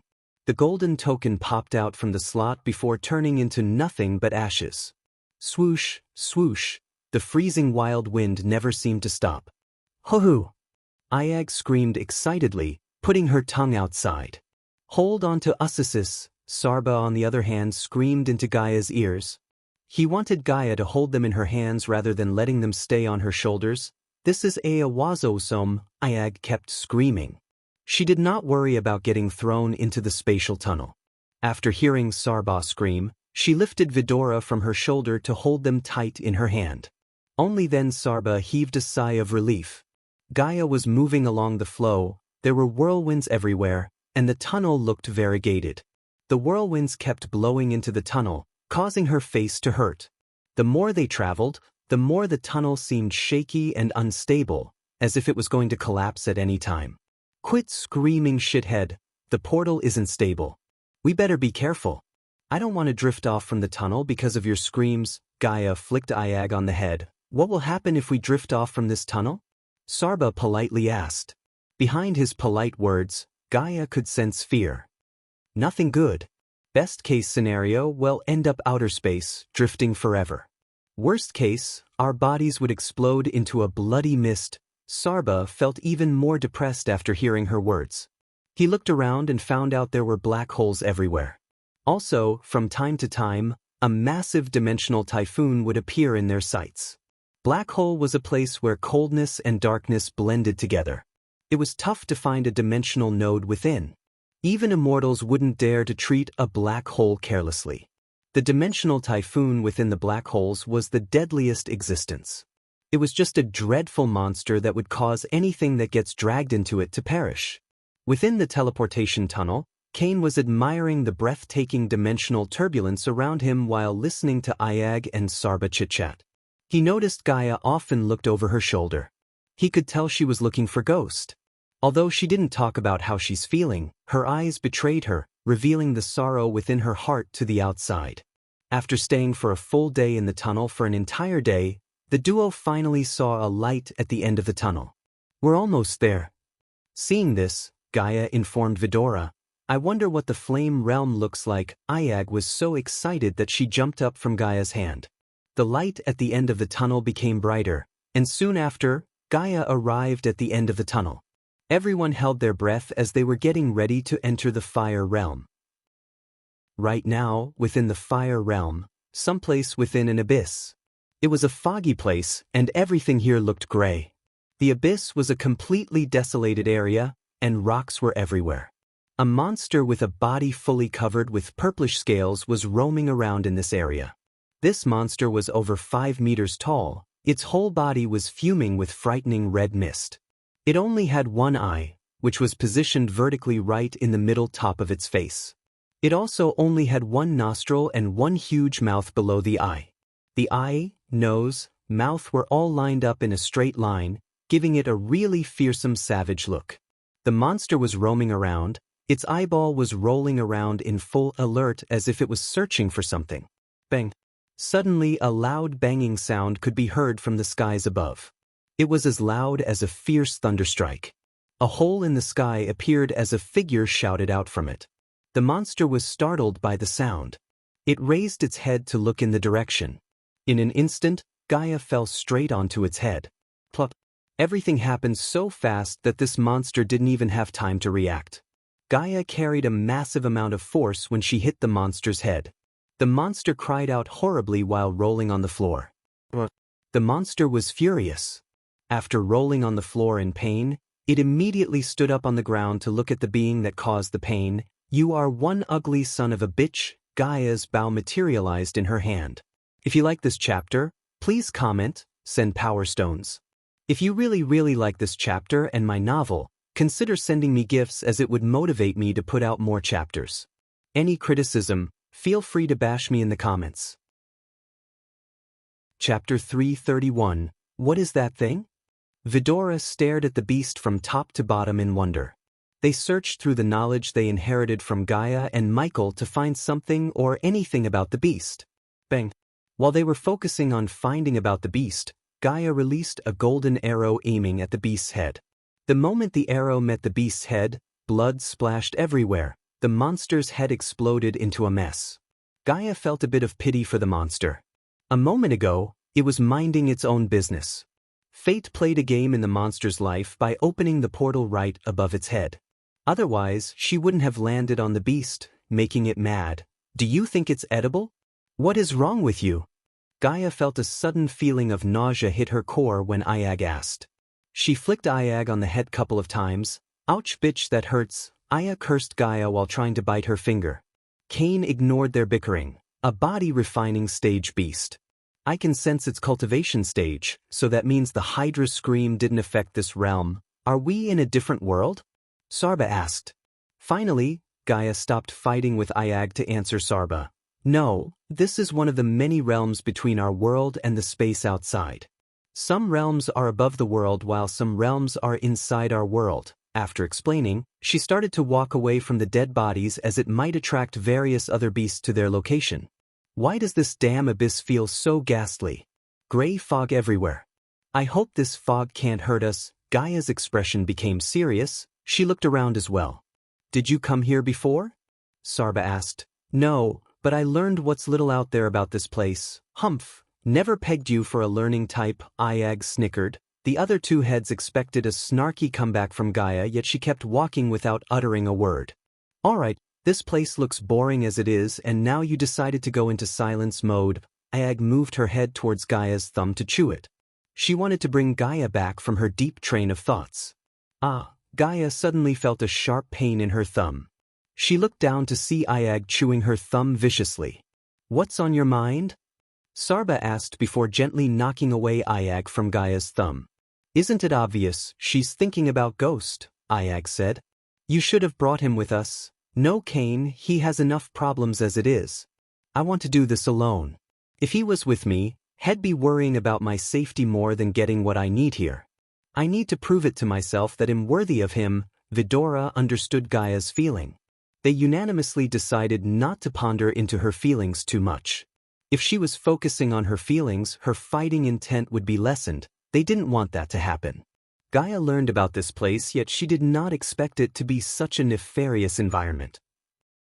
Look, another one. Ayag noticed another beast looking exactly the same as the one Gaia killed roaming around the land almost 100 meters in front of them. Gaia wanted to go past the beast without killing it, but even from 100 meters away, the beast found them.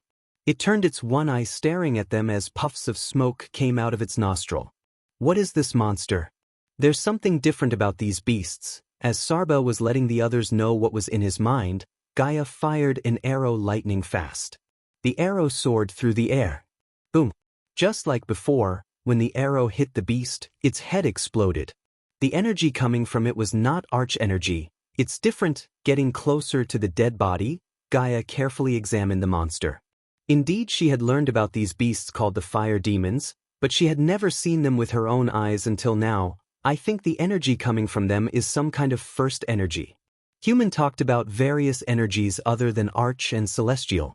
Since this is not celestial, it must be first energy, at least a variant of it. She paused for a second before going on. According to the legends, these fire demons have a really strong body and incredible muscles, and its most powerful weapon is its vertical eye, which can unleash a powerful light that can cause damage directly to one's soul. These beasts only exist in ancient realms like this one.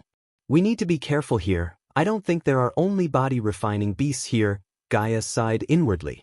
The ancient scripts she had read about ancient realms told her that the fire realm had suddenly appeared 3,000 years ago. It was the same time the Guardians completed a ritual that made the gods lock the Dark Lord's seed in a universe with no magical energy, a void universe. Since we're so close to this beast, we should get the monster core. Gaia put her hand inside the bloody mess on the ground. She searched for a few moments before grabbing the monster core of the beast. Vidora saw her pull a hand-sized black orb from the bloody mess. She quickly put the core inside her space ring. You're right. I, the master dog, have a copper head and iron bones. Even if the ancestor of this fire demon was here, it wouldn't be able to withstand a single head slam from this master dog. I can sense strong energy radiation from this thing. I wonder if you can absorb this energy? Asked Kane as Gaia shook her head. I can't, but I bet my freaky human can. Speaking about Michael put a smile on her face.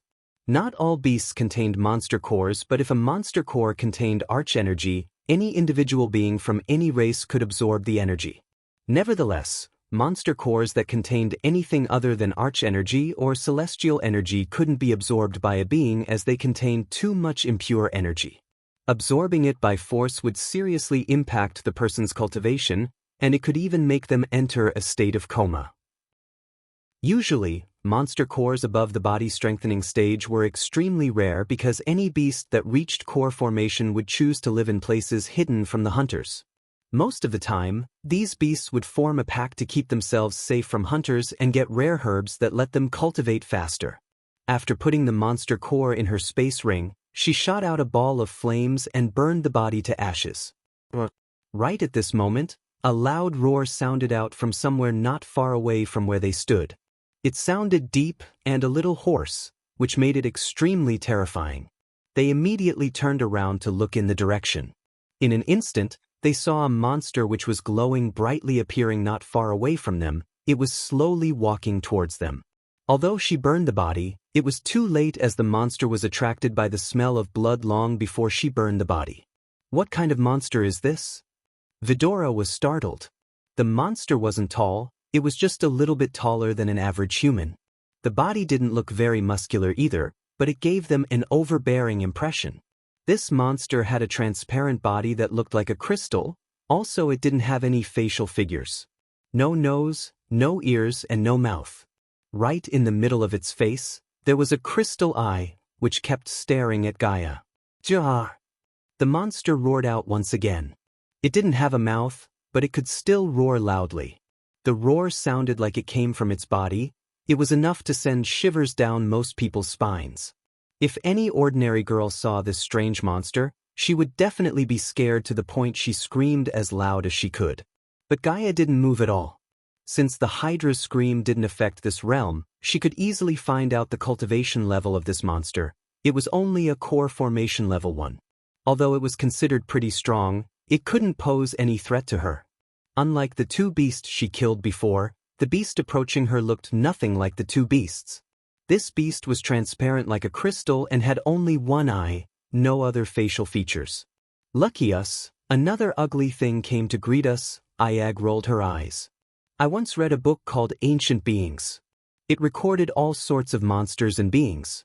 By the look of this beast, it must be Glass Wraith.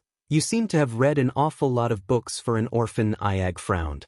Not only Ayag but also Sarba and Kane felt surprised by her knowledge about this world. They even saw Ghost ask her for information, and he was a freak of nature who could do anything in their minds. In the short amount of time they followed Gaia, it felt like there was nothing that she didn't know. If I told you I am a princess, would you believe me? Gaia looked at Vidora with a small smile on her face. A princess? Ayag burst into laughter after hearing Gaia. Stop playing around and kill that beast, roar. The Glass Wraith roared out once again. Somewhat Kane had a feeling that the beast wasn't surprised to see the human in front of it. To Kane, it seemed like Gaia didn't tell them the whole story about this place. The Glass Wraith carried an extreme killing intention as it quickly sprinted towards her.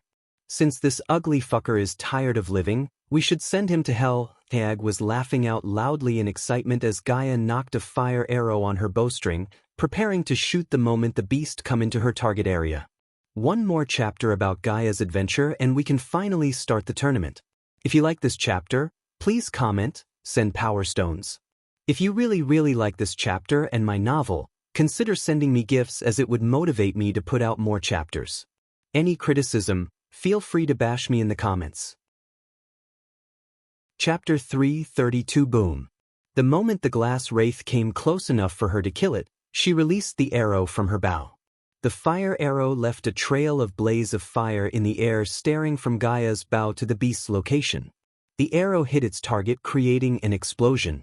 She infused the arrow with her cultivation power to obliterate the glass wraith. The beast's body shattered instantly because of the impact. It turned into pieces of crystals and scarred across the place. Humph, so weak. Ayag was laughing out loudly, seeing how easily the arrow killed the beast. However, before she could finish having a laugh, her eyes went wide in shock.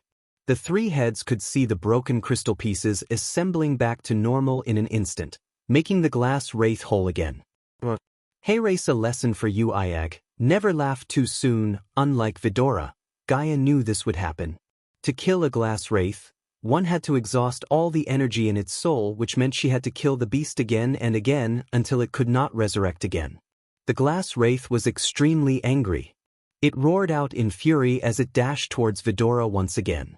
This glass wraith was a rare and unique life form. It didn't possess any kind of innate ability to cast spells. It only relied on its Boda strength. It could rip anything apart. Besides, the bright light that shot out from its body could cause devastating damage. Anyone who got hit by it would either die or suffer severe injuries. What are you waiting for? Kill it. Vidora felt somewhat depressed, even humiliated when the glass wraith resurrected. In a blink of an eye, Gaia fired another fire arrow at the beast. Just like before, the shattered glass wraith was restored back to its original shape, which looked and felt exactly like it did before. What the fuck? Ayag's fury ignited. She felt like she herself was fighting the glass wraith. Calm down, we need to kill the glass wraith again and again until it has no energy left in its soul to resurrect itself. As she said, she fired another arrow before the glass wraith could leap towards her. Yet again it shattered into crystal pieces before assembling its whole body again. What an abnormal monster. Only we had this ability. Ayag's eyes sparkled. Who would be able to kill us? Ayag wondered. Stop daydreaming. After all the time they spent with Gaia, Ayag was used to getting flicked on the head. So when Gaia flicked her this time, she just ignored instead of bickering. Boom, boom, boom. Gaia fired a fire arrow one after another, shattering the glass wraith again and again. After being killed several times, the glass wraith's energy in the monster core reached a critical point. Realizing the threat of imminent death, the beast immediately turned around, fleeing with extreme speed. Since it was a core formation level beast, it possessed basic intelligence, hence, it finally understood how powerful its opponent was. If it continued fighting, it would get itself killed here. It's running away. How we got that bastard? It didn't take a genius to figure out why the glass wraith was running away. Because its resurrection caused some slight humiliation to Ayag, she wanted nothing more than seeing the glass wraith shatter into pieces and not getting resurrected again. Gaia was not in a hurry to kill the glass wraith. She let it run for a few more seconds before firing the arrow. The blazing arrow soared through the air, aiming at the glass wraith's back. Just as before, the arrow made the body explode, but this time, the shattered pieces stayed as it is. Buzz, followed by a buzzing sound, the broken crystal pieces which were shattered around the place formed into a fist-sized crystal ball that floated in the middle of the air. Is that the glass wraith's monster core? This is something good. Vidora noticed a curious look emerging on Gaia's face. Gaia had quick hands. In an instant, she grabbed the crystal ball with her hand, then she said, "Wow, this contains pure arch energy and even a sliver of celestial energy within. Didn't you say the monster cores of the beasts here contain impure energies? What makes this one different?" Ayag asked. No one can absorb the monster cores found in the beasts here without purifying them first, but this one is different. According to ancient beings, the glass wraith is born from nature after having absorbed pure arch energy. As I said before, not only does this core contain huge amounts of pure arch energy, it also contains a sliver of celestial energy, which means any cultivator can absorb it directly. So are you gonna absorb the energies? Gaia shook her head. It'd do little to no good to me. Because the core is from a core formation level 2 beast, I'm way stronger than the beast. No use in absorbing anything that's not stronger than you. However, if we can bring it out from here, we can sell it for a fortune, she grinned, tossing the crystal a couple of times in the air and catching the core. Cores like this can be only found in places like this.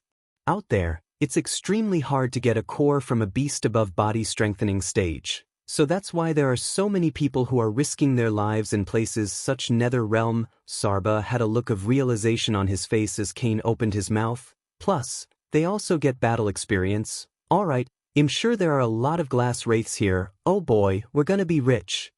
A bright smile appeared on Ayag's face. Although Gaia knew she could make a small fortune auctioning the cores, getting the crystal cores was no easy task. Only idiots venture into ancient places looking to make money. Let's imagine if someone bumps into a glass wraith which is at the same level as he or she, they are fucked. Even if they were one level higher than the beast, they'll be still fucked. Instead of one getting the beast's core, it will get the flesh and blood of an idiot. Gaia was not here to make money. If it was, she could have stayed with Ghost and made millions through the Majestic and Hades. Her goal was to find the five-headed serpent. Absorbing its soul would start her metamorphosis. According to Nagaland's history, only Gaia's mother managed to slay one and absorb its soul. It was the reason for her mother's terrifying power, but the power came at a cost. During the fight, Gaia's mother was wounded by the five-headed serpent. Its poison slowly spread through her body, reducing her life little by little. If only her mother knew Ghost before, he could have saved her. Look at the bright side, we are not idiots who are looking to make money, but since we are here, it doesn't hurt to make a fortune, Ayag said with a grin on her face. Alright, let's resume our journey. I suppose this place is only the outer perimeter, so let's move out from this abyss and start going towards the depths of the realm. It's better if we could bump into some edible thing. I'm starving. Me too, Sarba agreed with Ayag as Gaia continued to walk towards the realm's center. She leaped forwards, starting to fly in a straight line away from the abyss. In front of them, there was a grayish desolated area with rocks scarred all over the place. There were also some thick woods, and some strange plants growing within. After flying for almost 15 minutes, Ayag's eyes lit up. Hey, are you sensing what I'm sensing? Yes. I can also sense the same energy I sensed in the glass wraith, Sarba said. This is nothing to be excited about. Foul monsters are everywhere and we need to be extra careful. Kane tried to remind them that the fire demon and the glass wraith were just some appetizers. The real dangers of the realm might be ahead of them. Shut up, Kane. You're worse than this one. Ayag hit Sarba with her head. No matter what kind of beasts come, they will flee getting their asses kicked. Hey Gaia, just be ready with your bow. Ayag became narcissistic again. Just as Ayag finished showing her narcissistic grin, a huge object suddenly got in their way. It was a monstrous three-headed raven. The raven was almost 5 meters tall while fully covered with black feathers. Coupled with its 3 heads and humongous size, it could easily scare someone with its looks alone. You just had to open your mouth, Kane sighed. Swoosh, Gaia saw a black fog kept rising from the black raven's body. It was neither dark nor ominous as the smoke that would envelop Ghost when he's in his full Dark Lord persona. Before Gaia could back away from the raven's path, it locked on his gaze at them. The pair of evil eyes stared at Gaia and Vidora. It had decided them to be its prey. Damn it, what kind of monster is this one? We've only been here for a short time, and we have already bumped into 3 ugliest things in the world. Ayag gritted her teeth in anger. She wasn't scared of the raven at all. Although it was stronger than the fire demon and the glass wraith they previously fought, it was still a core formation level 4 beast. She knew the raven was not a match for Gaia. However, what pissed her off was that this raven had appeared right after she boasted. This gave the other 2 heads a reason to mock her when the time came. Chapter 333. The Royal Land had never been busier than today. There were only joyful faces as they headed toward the arena for the greatest tournament for warriors in Elon. Music filled the air as the people felt chock full of adrenaline-pumping happiness. The vibrancy of the event, the energy of the dancing dragons, the fireworks that made an artistic canvas of the early morning sky, was looked forward to by all. The people flowed like rivers, never stopping for obstacles but swirling around them. On those wide avenues of royal land with wilted trees, Their leaves curled and blackened in the gentle morning heat. The buildings towered on each side. The crowd had a life of its own. Their vibrant clothes shone in the morning light, and the people moved like enchanting shoals of fish. There was chatter between sellers and buyers, old friends catching up, new friends making. It's busy for sure, but the hustle and bustle brought life to this city one wouldn't want to be without. Among the crowd of people, half of them had their faces painted in various colors. They showed support for their star by this gesture. Even the little kids comfortably sitting on their father's shoulders had their faces painted. Life might be hard for some, but today, there wasn't a face that did not show a wide grin. Excitement, adrenaline, fans, and a perfectly manicured turf were all things that came to Ethan's mind when he entered the arena through the VIP entrance. The Ataxia was one of the most impressive arenas he has ever been to. If anyone visited this arena for the first time, they would be overwhelmed by the size and beauty of its massive structure. The majestic arena stood almost 600 feet high and could seat 130,000 roaring fans. The first thing Ethan noticed when entering the stadium was the ocean of crowd. He thought it would be more suitable to call them fans as there were so many of them, wearing the various colors of clothes, painted faces, and carrying boards that had their heartfelt message written on them. For people like Ethan, it was just a board, but for the die-hard fans, they were like bridges that connected them with their stars. They waved the boards up in the air, hoping their stars would take notice. The entire arena filled with people was so beautiful, it was like a painting painted by the happiest painter in the world. There was excitement and anticipation in the air as the thousands of fans started singing and chanting for the sects and the stars they support. The noise kept getting louder and louder as other fans arrived and joined in. There were thousands of fans, cramming their way into every available seat. The seats for anyone except VIPs were made of cold, hardwood, and painted white and yellow, the two colors that represented the royal land. Although the wooden seats were not really comfortable to sit on as they were built so close together so one had to squeeze into them, the excitement in their hearts overshadowed the discomfort felt by their bodies. The arena had loads of smells. Ethan could smell the gentle morning breeze. The aromas from different foods were so strong he could actually taste them in his mouth. There was also a smell of freshly brewed ale that had been spilled time and time again. The sunlight reflecting on the gigantic mirrors set all around the arena was blinding. It shone down on the field, the crowd, and made everything look so bright and dazzling. In addition to the mirror, there were lights set on massive metallic structures, which held them high above the arena. They could be seen from miles as they lit up the night sky. Below the set of lights on the west side of the arena was a scoreboard. It was magnificently lit up. At the moment, the scoreboard was empty, void of names. After looking at the accommodation for the normal people, he was glad he was able to buy VIP tickets. The VIP accommodations were located on the east side of the arena, closer to the battle area, built on an elevated stage to give them a clear view of the fights. Moreover, their seats were not wooden chairs, they were recliner cushions. On top of better seating and view, the VIP balcony also had Ruby cuisine stalls set up so the VIPs could get better and tastier foods, and merchant stalls that sell opera glasses for children and for those who have problems with their eyesight. Ethan was carrying buckets of snacks which include honey popcorns, roasted chicken legs, fruit juices, and some other snacks he had never even heard of before to his neck. Yet he was being pushed by his wife who had nothing in her hands. The only thing Ethan took pleasure in was, every man in his family had the same fate as him. Walk faster, Ethan, you have glue stuck up your feet or something, for crying out loud, I'm a lord of this family and carrying all these things like a servant. Well, you were the one who said it's a waste of money to buy tickets for the servants, Diana retorted with a chuckle. Ever since she made the promise she won't cry anymore after reading the interview of Ghost, she had become the joyous person she used to be. If I knew you people would spend that money on these snacks, I would have bought tickets for everyone. At least, I would have been spared from being a mule. Ethan rolled his eyes while navigating through the seats. Stop bickering, you two, these are our seats, Imelda reminded both Diana and Ethan. She first let the kids take their seats while supervising the men to their seats. In the Winston family, after Ethan's parents and Diana, Imelda held the highest authority. All the family members looked up to her leadership when Ethan was stuck, She was a natural-born leader.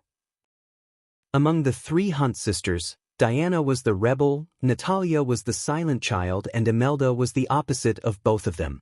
She was a disciplined, outspoken child. More than anything in the world, she loved her sisters.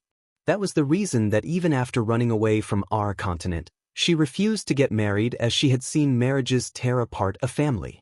She never wanted to be put in a situation where she had to choose between her family and her sisters. To this day, Imelda never regretted her decision not to get married. Everyone in the Winston family loved and adored Imelda. The children loved just as much as they loved their mothers, or even more. Miriam, don't fight with your brother. Bernie, you take that seat over there. Uncle Fedor, don't you dare stick that gum under that chair. She was the last person to take her seat after scolding, diffusing fights, and disciplining everyone. The entire Winston family was here except for Rowena, Natalia, and her husband, who refused to see their son getting beaten. What would we do without you? Diana squeezed Imelda's hand when she took her seat beside Diana. You guys will be like headless chickens without me, Imelda chuckled while playfully pinching Diana's cheeks. Suddenly Imelda's smile became a frown. You look different, Yen.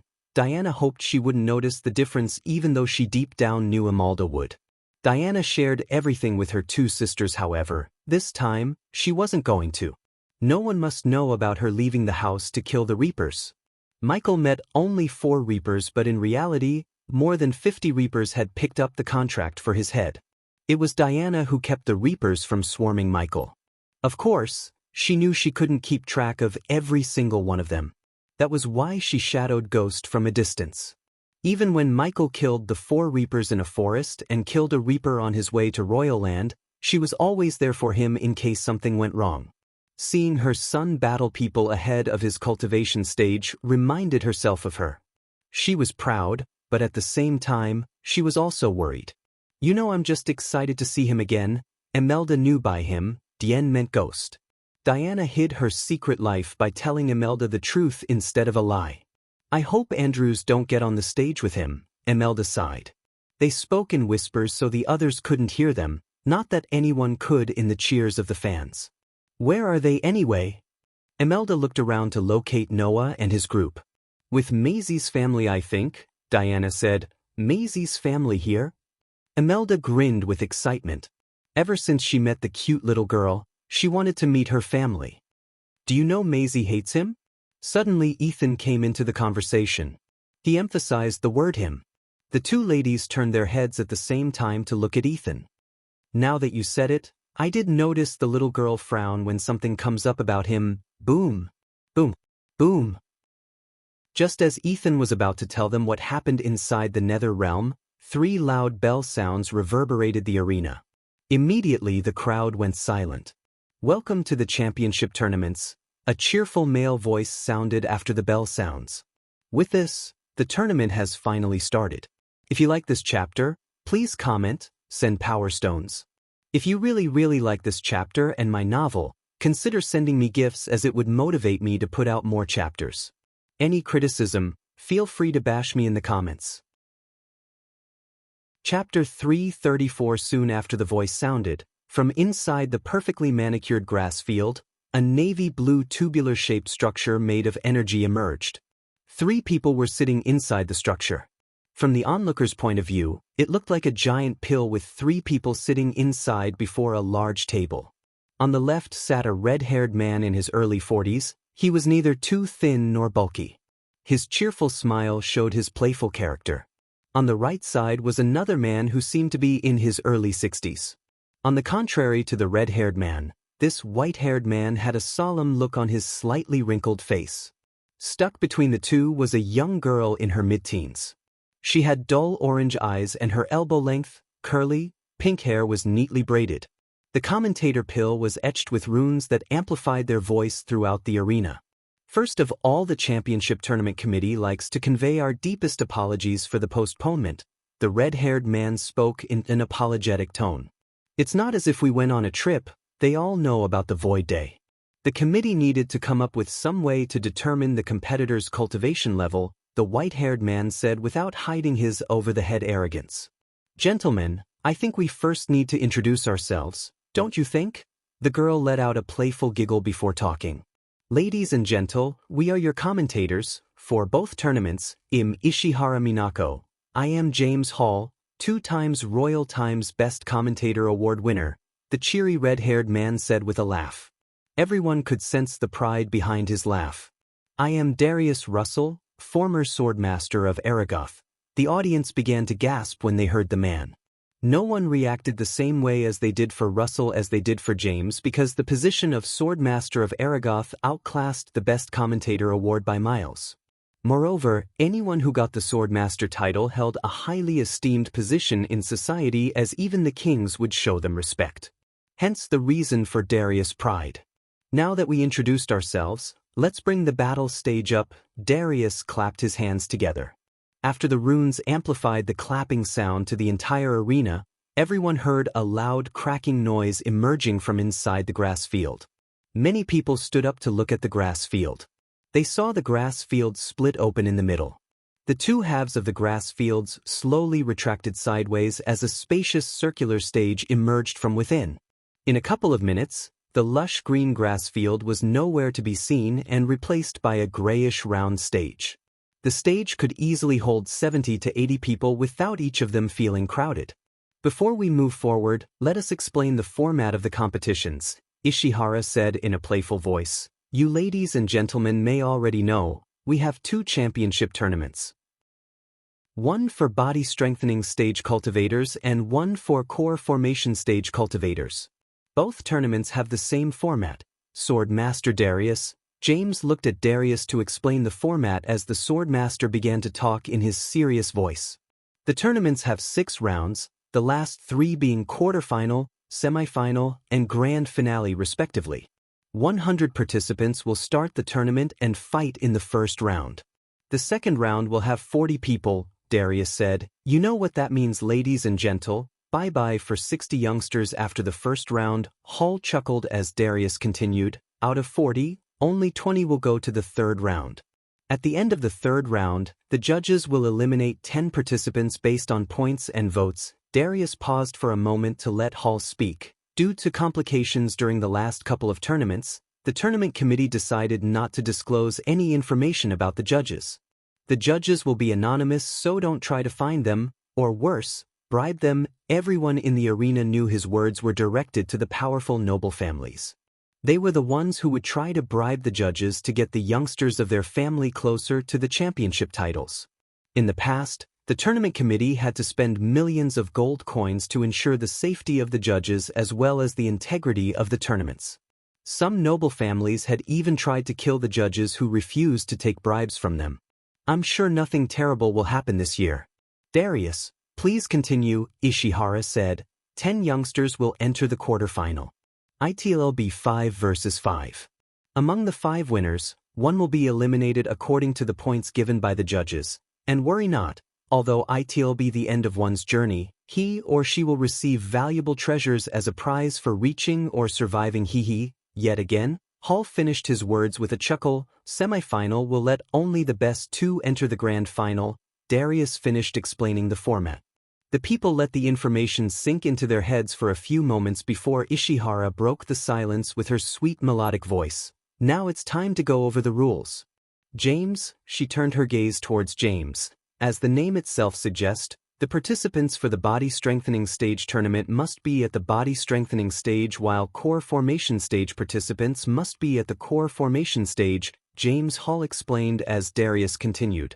Anyone between the age of 10 to 23 can participate in the body strengthening stage tournament. Participants for the core formation stage tournament must be below the age of 30. We have arrays placed on the stage to determine one's age. If you're older than 30 and think you can participate with the help of a spell or potion, I recommend you not to unless you really want to end up like a cooked turkey. Haha. A small portion of the onlookers laughed like he was kidding, but the rest of them knew he was serious, deadly serious. Well, not bore you with the rules for each round. It'll be more interesting to go over them before the starting of each round. Boom. After James spoke, another loud booming sound reverberated the arena. The onlookers looked up at the sky to see several white-robed figures in pairs descending to the stage. Each pair was carrying a 6-foot mirror with a golden border.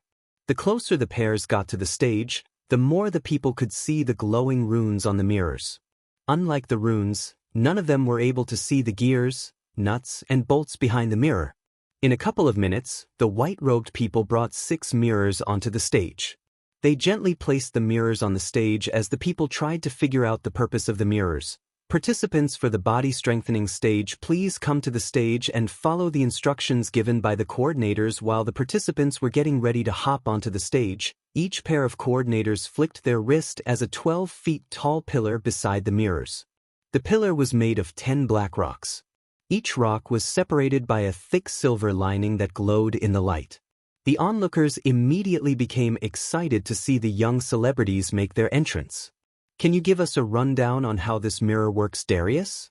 I heard you were in the team that built these wonderful devices that gauge someone's cultivation level. Everyone looked at Darius after hearing James. I doubt the people will be interested in knowing how the bias law works with Miratine runes to produce a fusion effect. It seems like we have to settle for the short version, James chuckled. When a participant places his hand on the mirror, the runes will extract a sliver of arch energy from their body. The mechanism behind the mirror will work with the runes to analyze the sliver of arch energy and light up the pillar beside the mirror. As we can all see, each pillar has 10 separated rocks.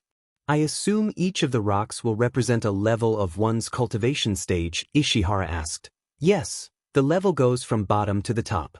For instance, if a body strengthening stage level 3 cultivator placed his hand on the mirror, the third rock from the bottom would glow in green. The beauty of this device is, it will not only show one's level but also show how pure the arch energy in his or her body. After Darius explained, many people gasped in startlement. The purer your arch energy is, the more powerful you are. If 2 cultivators on the same cultivation stage and level fought with the same spells, the victor will be decided by the arch energy purity, James Hall explained for the comments who had little knowledge about arch energy purity. The cultivators knew the importance of keeping their arch energy pure, as that was why nobles would go crazy for potions and pills that cleanse their bodies to make the arch energy in their body pure. Michael was making a fortune selling revitalizing pills that cleanse a cultivator's body. The purity of the arch energy was the one that separates a normal cultivator from a prodigy. This was also the reason many cultivators avoid eating meat in restaurants and prefer to keep their bodies satiated with only arch energy instead of food. The brightness of the glow will determine one's arch energy purity. Darius finished explaining how the mirror worked as Ishihara asked a question. What would happen if someone above the body strengthening stage touched the mirror? Instead of the pillar, the mirror will let out a bright red glow and the one touched the mirror will be detained for processing. Believe me, you don't want to violate the rules set by the committee. If you like this chapter, please comment, send Power Stones. If you really like this chapter and my novel, consider sending me gifts as it would motivate me to put out more chapters. Any criticism, feel free to bash me in the comments. Chapter 335. After all the mirrors were set on the stage, the people heard yet another loud booming sound. Following the sound, the east side door on the ground level opened as several youngsters in armors started to walk out of the door. Each of them wore a different type and color of armor. The commonality between all of them was their posture. Their chests were puffed up, head held high with grins radiating pride and ego. The crowd, their cheering, and the atmosphere of the arena kindled the pride of even those who were usually modest.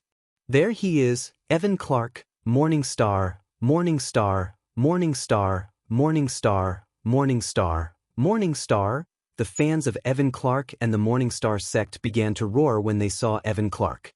Of course, there were disciples from other sects who were better than Evan in all ways. However, they were from the Azer continent and the arena was filled with people from Elon. The majority of the people knew little about the prodigies of Azer. Hence, it was the stars of Elon who received a big thunderous welcome from the crowd.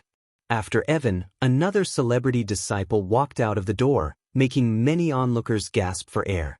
Victoria Parker. The crowd erupted when Victoria in her silver armor made her entrance. Her charming beauty captivated the audience. Even those who hated Golden Valley couldn't help drooling. Evan waved his hand at his fans, making them roar even louder. Victoria, on the other hand, didn't even look at the crowd as she made her way to the stairs leading to the stage. Where is Sabi?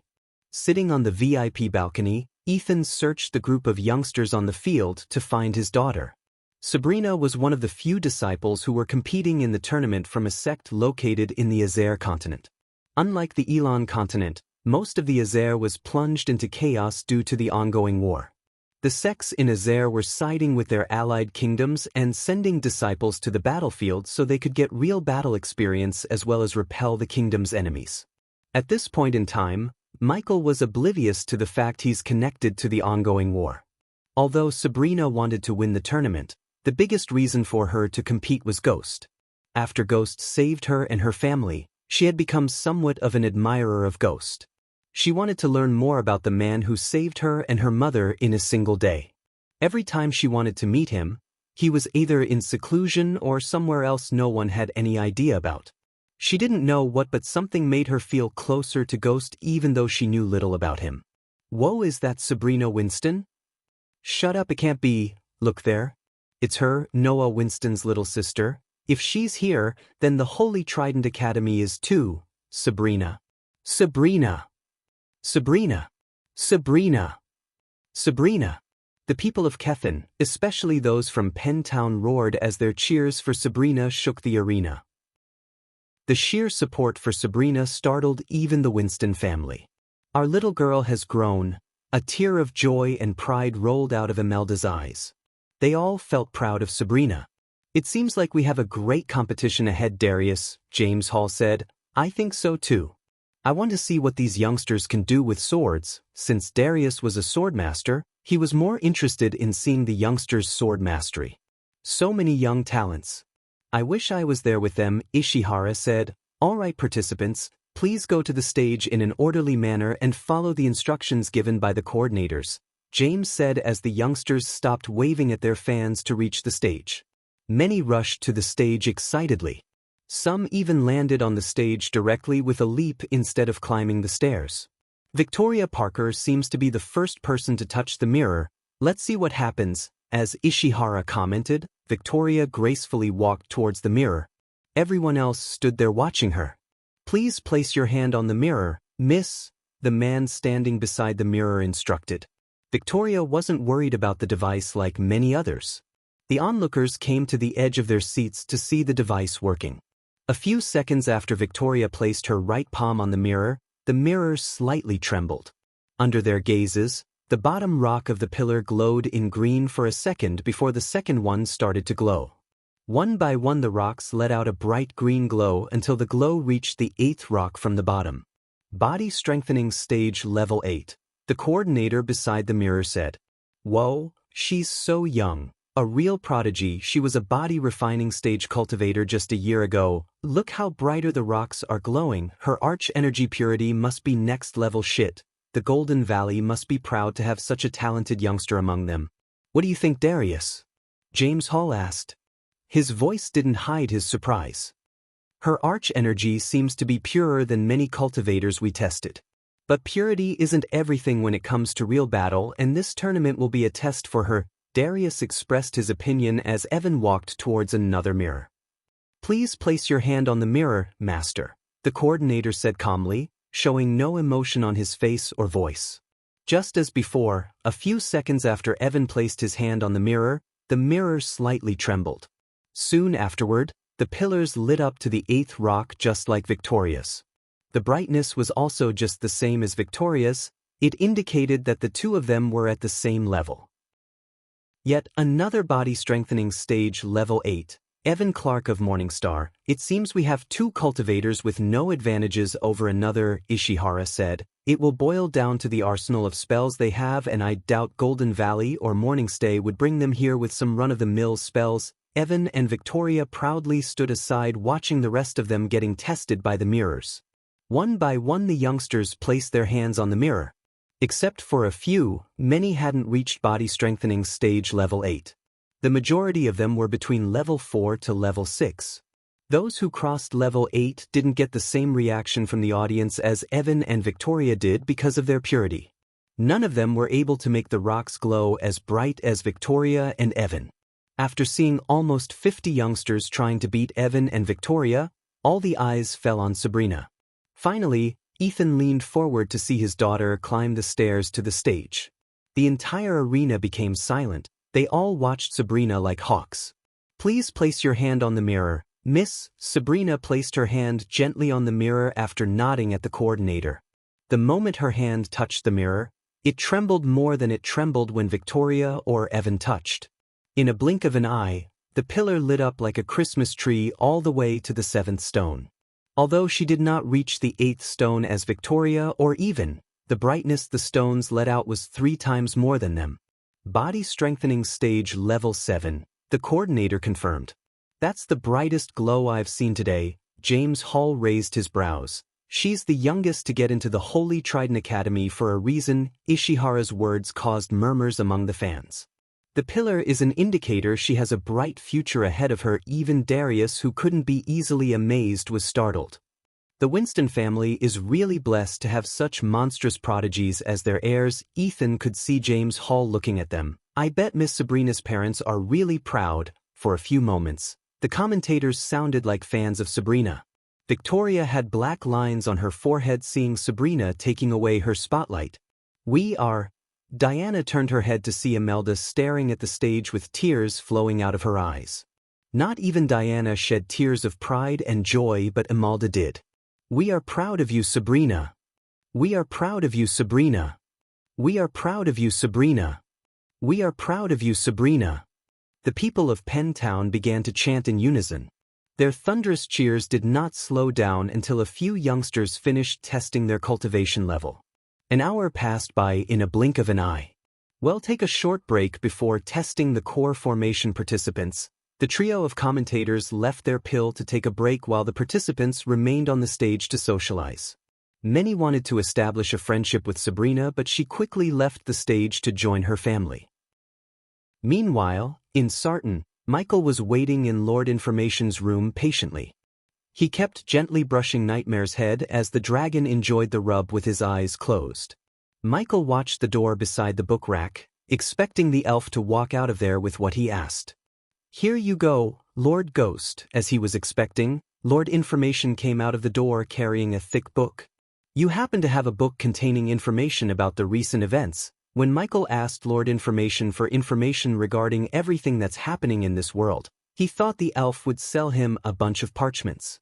He never expected a 6-inch thick book. "You'd be surprised to know how many people want to know the current happenings." Lord Information slid the book towards Michael. "As you asked, it has everything, including insider information, rumors, and juicy tidbits that you might find useful." With a nod, Michael flicked his wrist as a space ring appeared on the table. 100,000 gold coins. "It's a pleasure doing business with you." Michael shook the elf's hand before turning to leave. "Lord Ghost." Michael turned back hearing Lord Information's voice. "The thing I asked, it might happen soon after the tournament ends." Lord Information seemed rather serious. "I'm looking forward to it. If you like this chapter, please comment, send Power Stones. If you really like this chapter and my novel, consider sending me gifts as it would motivate me to put out more chapters. Any criticism, feel free to bash me in the comments." Chapter 336. Although the commentators announced a short break, only a few left their seats. As each minute passed by, Ethan couldn't sit still. He was biting his nails when Imelda called him out. "Ethan, are you all right? You seem shaky."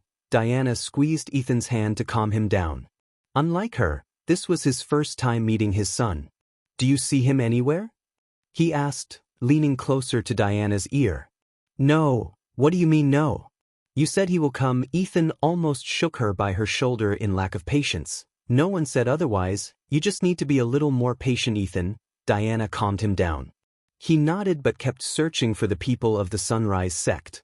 It didn't even take him more than 2 minutes before he saw an entire pavilion of people wearing black clothes on the opposite side of where the VIP balcony was located. Since the arena was built in a circular shape, one could see almost everyone in the arena.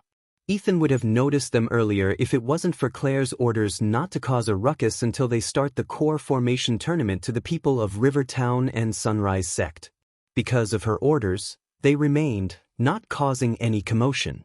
An entire pavilion containing at least 1,500 seats was filled with ardent worshippers of the Ghost and Sunrise sect. An entire town was here to show their support to Ghost. No one had the support like Ghost had. Ish. Suddenly Imelda shouted as everyone sitting near her turned their gazes at Imelda to see a golden monkey bouncing on her head. Norvin, you almost gave me a heart attack. Imelda grabbed Norvin off her head to see the monkey grinning in the joy of pranking her. Get away from her, you damn monkey. Diana saw Alicia walking towards them with Maisie. Fergus, move your butt over there. Imelda chased away a 10-year-old kid who was chugging his juice box back to his parents. Alicia sat beside Imelda as Norvin leisurely laid on Imelda's lap. Where's Noah and Andrews? Diana looked at the way Alicia came to find Noah and Andrews, yet she didn't see them. Maisie didn't look for empty seats as she hopped onto Diana's lap. The little girl was so cute as Diana wrapped her hands around the little teddy bear to cuddle. Andrews is down there. By looking at the worried look on Alicia's face, they sighed. It seemed like Andrews wasn't backing down from competing in the tournament. Has he reached the core formation stage? Imelda whispered as Ethan leaned closer in his seat. Yes. Alicia said, is he all right? If the committee has found something amiss with his cultivation stage, we are toast. Ethan worried about Andrews. The last time he met Andrews, he was still at body strengthening stage level 3. Even Noah just reached the core formation stage and Noah was a freak of nature. Noah took care of everything, uncle. Andrews is at the core formation stage now. He will suffer no side effects as you may think except for headache and feebleness for a couple of weeks. How did he do it? I'll explain everything later, auntie. Alicia interjected Imelda's question. She didn't want to explain everything to them while people were watching them. What Noah and she did was cheat. Although Noah wasn't happy about this, he had to do it for the sake of his cousin. Is your brother with Andrews? Diana asked. The correct question would be, will he fight Andrews if push comes to shove? Everyone was thinking about it, but it was Norvin who spoke out loud. It's gonna be a good show as your brother doesn't like to lose and Andrews can't lose. Alicia had no answer to give. She knew about her brother's character. As far as she could guess, there was no chance he would lose to Andrews intentionally. However, Noah made sure Andrews had a high chance to win the tournament by striking a deal with a fusion stage cultivator, Layla Alden. Ding, ding, ding. As they were whispering, 3 loud bell sounds reverberated the arena. The muttering of the crowd was silenced down by the bells. Soon, those who went to answer nature's call came rushing to their seats. The break's over, ladies and gentlemen, Ishihara chuckled in her melodious voice. Now it's time for the core formation stage participants to wow us. Finally. Ho ho. Almost the entire arena erupted, letting out their thunderous cheers. Compared to the body strengthening stage tournament, the core formation tournament was the one everyone's more hyped out for. It was because there were many mini-tournaments and competitions for body strengthening stage cultivators, but this was one of the very few tournaments there are for core formation stage cultivators. Celebrity disciples like Selena or Alex rarely appeared in public events. Not these two, but most of the core formation disciples tend to stay within their sect or in seclusion. The crowd constantly looked up towards the skies and the field down eagerly to see the celebrity disciples. As they were waiting eagerly, time slowly flowed by. Just as the sun had reached the middle of the sky, from the distant horizon, the clasp of thunder suddenly rumbled forth. Just as the sound of wind rang out, everyone looked up in the direction the sound came. Cultivators like Ethan could feel that all arch energy surrounding the arena was now slowly gravitating towards that direction. In the sky, they saw a bright blue flash streaking through the skies like a shooting star, descending from the heavens. The streak of blue light tore through the sky like it was a piece of cloth. The streak of light was at least 20 times brighter and bigger than the bolts of golden lightning produced by the lightning dash spell. When that blue flash appeared on the edges of the horizon, everyone in the arena stared at it dumbstruck. Many people were amazed by the display. That's a flashy entrance. I wonder who that might be? The commentators were no different than the onlookers. They too looked at the sky with wide eyes. Under the numerous curious gazes, the blue flash broke through the skies at a ferocious speed. As the flash approached, The crowd was shocked to discover that the blue flash was actually a giant sword made purely out of arch energy. The sword flew at the speed of a jet, leaving a trail of blue light. The closer the sword got to the arena, the louder the people heard the whistling sound the sword produced. While the giant sword was slowing down, the crowd's gazes immediately fell on the figure standing atop the sword. Clothed in silver armor matching his hair with his hands behind his back. His shiny silver long hair drifted in the wind, he appeared to be extremely calm and relaxed. A look that subdued many of the competitors. The set of armor he was wearing attracted the gazes like a magnet. The armor was forged using a glimmering silver metal. The smith who forged the armor used gold to adorn the borders. The shoulder plates were pointy, quite narrow and large. They were decorated with a star-shaped, thick, metal ornament piece. The upper arms were protected by rounded, half-covering rear braces which sat loosely under the shoulder plates. The lower arms were covered by vambraces which have several masterfully crafted metal sheets, shaped like dragon scales on the outer sides. The breastplate was made from many layers of smaller metal pieces, mimicking the scales of a dragon. The armor covered him from neck to feet, protecting every inch of his body. Atop the sword, the youngster slightly tilted his head down as his calm gaze swept over the arena below. He then withdrew his gaze, because there was nothing worthy of his attention in that place. Big brother Alex Fisher has arrived. Suddenly the fans of Morningstar cried out in joy, excitement, and pride filled their eyes. If I'm right, conjuring a sword that size would require an extreme level of mastery in controlling arch energy, the level of mastery even the soul-refining stage cultivators lack, Darius said to James Hall. Alicia's eyes stared unblinkingly at Alex Fisher, who stood atop the sword while looking down at the arena. From the latter's gaze, she could see how little Alex thought of people below, or perhaps, it might be a type of disregard. As annoyed as she was, she knew with his strength, he did seem to possess the right to look down on people. Based on Alex's composure alone, many could not help but admit that he was indeed a rarely seen prodigy. What do you think of Alex's cultivation level, guys? Ishihara asked while Alex was floating in the sky. Definitely higher than level 5, James Hall answered. My guess would be level 8, Darius shocked the crowd with his answer. Reaching core formation level 8 at the age of 28 was a humongous feat among humans.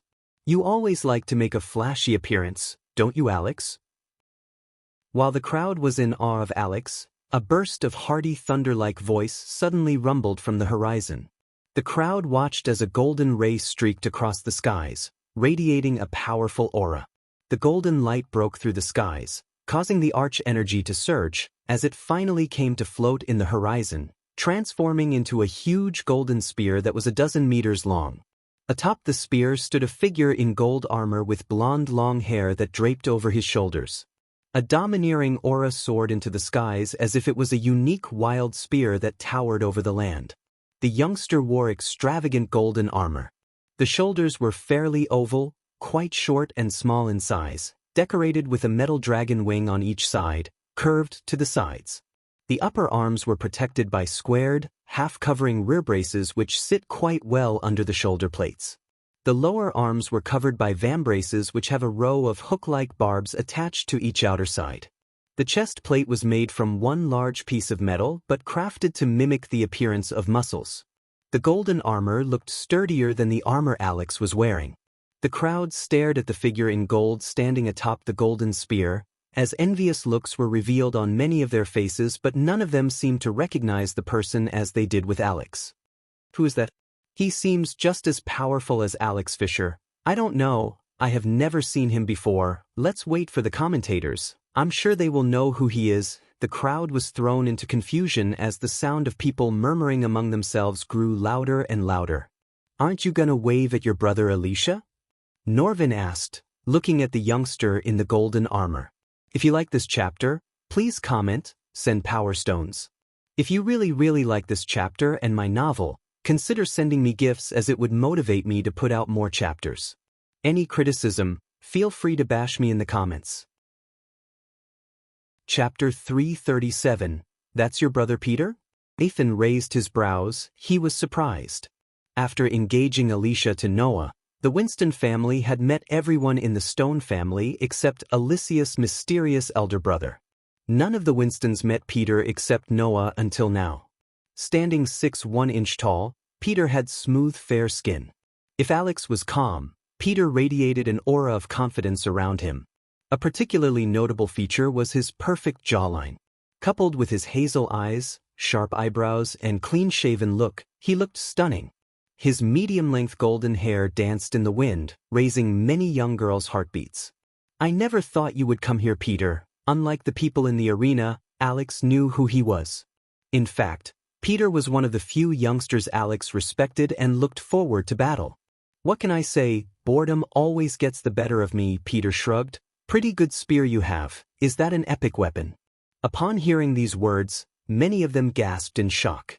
They already knew that weapons, armors, and spells were divided into 5 categories: common, uncommon, rare, epic, and legendary. Alex's armor belonged to the rare class while Peter's spear belonged to the epic class. Even the 3 big sects had only a few epic class weapons. Alex heard rumors, but seeing a rogue cultivator like Peter having an epic class weapon surprised him. "Your brother has an epic weapon," Ethan bitterly laughed in his heart. He couldn't help thinking about Ghost. He doubted his son had ever gotten a chance to touch an epic weapon. Although he supported Andrews, deep down Ethan wanted his son to win the tournament. What they did to Ghost was unforgivable, yet Ethan would do anything to win back Ghost's love. Since Noah was born, Ethan provided Noah the best while his other son grew up enduring hardships a child like him shouldn't have. Before Diana dropped the news about his other son on him, Ethan used to sleep. Nowadays, the nightmares kept him awake. Therefore, he was cultivating with full focus to get stronger. He lost his son once because of Skyhall, but he would never let that happen again. "We both know the class of the weapon doesn't matter," Peter calmly said. "It's the wielder of the weapon who does." Just as Peter's words faded, yet another soft chuckle slowly sounded out from the horizon. Soon after, a flash of bright green light swept over from the horizon. In a blink of an eye, a trail of green light streaked across the sky. When the green light filled the skies, the crowd swiftly cast their gazes over, only to find a majestic eagle which was dozens of meters large. It flapped its wings as it floated in the skies. An extremely formidable aura swept forth from within the eagle. A youngster wearing leather armor unlike Alex and Peter lightly smiled as he stood atop the eagle.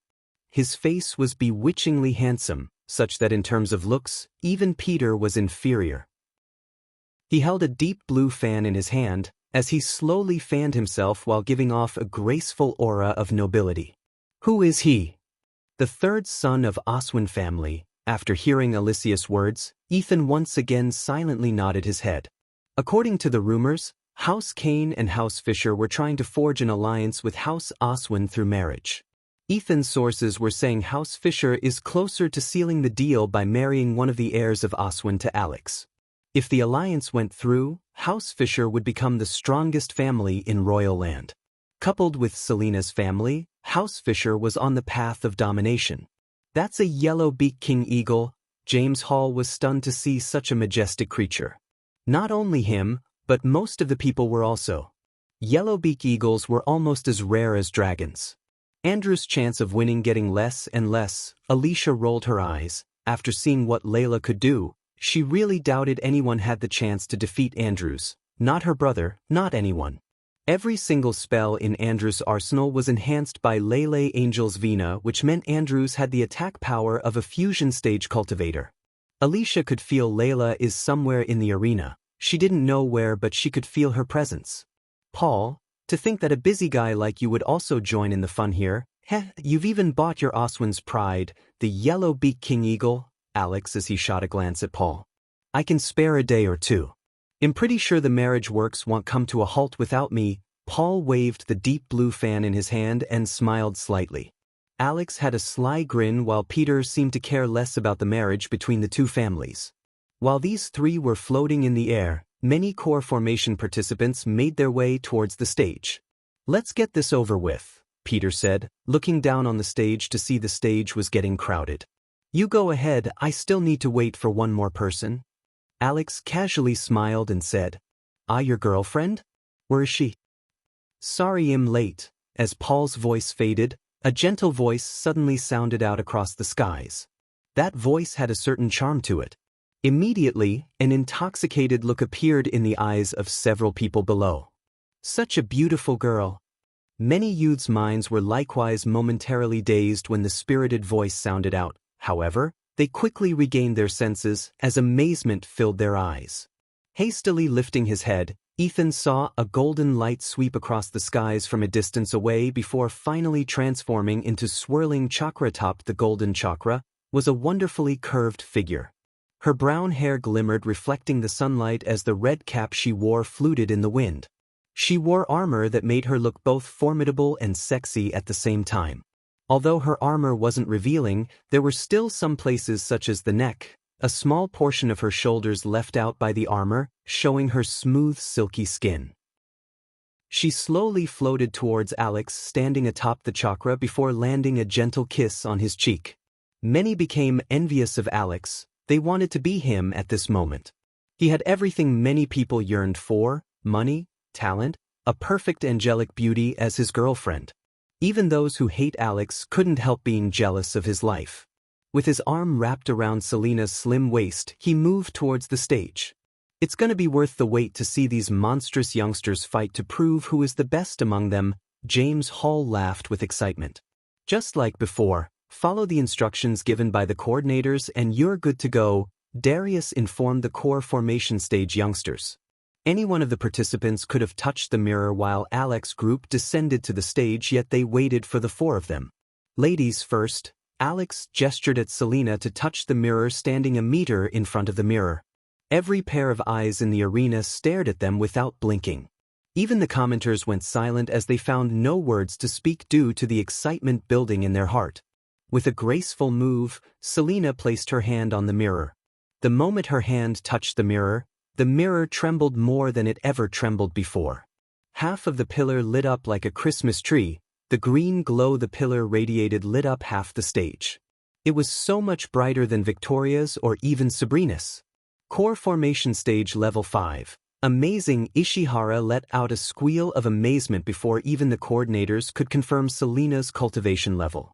Reaching level 5 of the core formation stage at the age of 26 is nothing but a world-wowing achievement, James Hall announced as the crowd was thrown into chaos. Several gasping sounds could be heard in the arena as they stared at Selina with widened eyes. While they were in a state of shock, Alex placed his palm on the mirror, immediately lighting up the pillar up to 7th stone. Even Alicia was stunned by Alex's cultivation level and the bright glow the stones radiated. Core formation stage level 7. This is freaking me out, guys, James Hall connected. It seems like we have prodigies that could go head-to-head with prodigies of our. Darius sounded proud. Truth to be told, guys, I've never seen anyone reach the level their two youngsters reach until they were way past 30, Ishihara said. That's why I said this tournament is something special. Let's see what this youngster could do, James Hall talked, looking at Peter walking towards the mirror. Alicia leaned forward to witness her brother's cultivation level. She was pretty. He's at the level of Alex despite her brother always liked to keep everything to himself. More than anything, he loved the privacy. Because of his habit, he even avoided attending her engagement. The moment Peter's hand touched the mirror, the pillar lit up to the 6th stone, and never seen before, half of the 7th stone glowed dimly. Up to the 6th stone though, the pillar shone just as brighter as when Alex touched the mirror. Whoa, Alicia, your brother is a prodigy too? Imelda's brows arched up. Everyone kinda expected Alex to amaze them, but they never even heard about Peter before. Hence, when Peter showed his cultivation power through the pillar, it stirred more commotion than before. Alex knew although Peter fell one level lower than him, the armor and the spear in Peter's hand would make up for the difference. After Selina, Alex, and Peter, the other participants waited for Paul. Like the others before, Paul too stunned the audience with his core formation stage level 6 cultivation level. Do you see him anywhere? Ethan started to lose his patience as he asked, whispering in Diana's ear. No, but he will come, just be patient for a little longer. Diana began to fear something might have happened to him. The threat of Reapers was still lingering above Ghost's head like a dark cloud after all. One by one the core formation participants prove their cultivation level to the people. None of the participants touched the mirror after the initial 4 impressed the crowd as the first 4 did. Is this gonna demotivate the other participants? I mean, after the first 4, no one has crossed core formation level 4. Can it affect the mindset of the participants in any way? Well, it shouldn't. The tournament is designed to give all participants at the body strengthening stage and core formation stage a fair chance despite the level differences. Another core formation level 3, Ishihara announced as Darius continued. The first 2 rounds test someone's combat skills. The participants are prohibited to use arch energy. So even if you are a level 10 warrior, if you solely depend on your spells and not on your combat skills, you will be eliminated. Merry Christmas, everyone. Christmas is a season of enjoying the simple things that make life beautiful. May you have great memories that will permanently touch your heart. I wish you so much joy during this season and all through to the new year. Michael will make his appearance in the. These chapters are longer than what I usually write because I didn't want you to spend your time and coins reading chapters with no MC. But it will be worth the wait, trust me. If you like this chapter, please comment, send power stones. If you really like this chapter and my novel, consider sending me gifts as it would motivate me to put out more chapters. Any criticism, feel free to bash me in the comments. Chapter 3:38. An hour and a half passed by in a blink of an eye. Even though nothing interesting happened, the audience was on the edge of their seats looking at the participants touch the mirrors one by one. Some of them bet whether or not someone would cross Alex's cultivation level.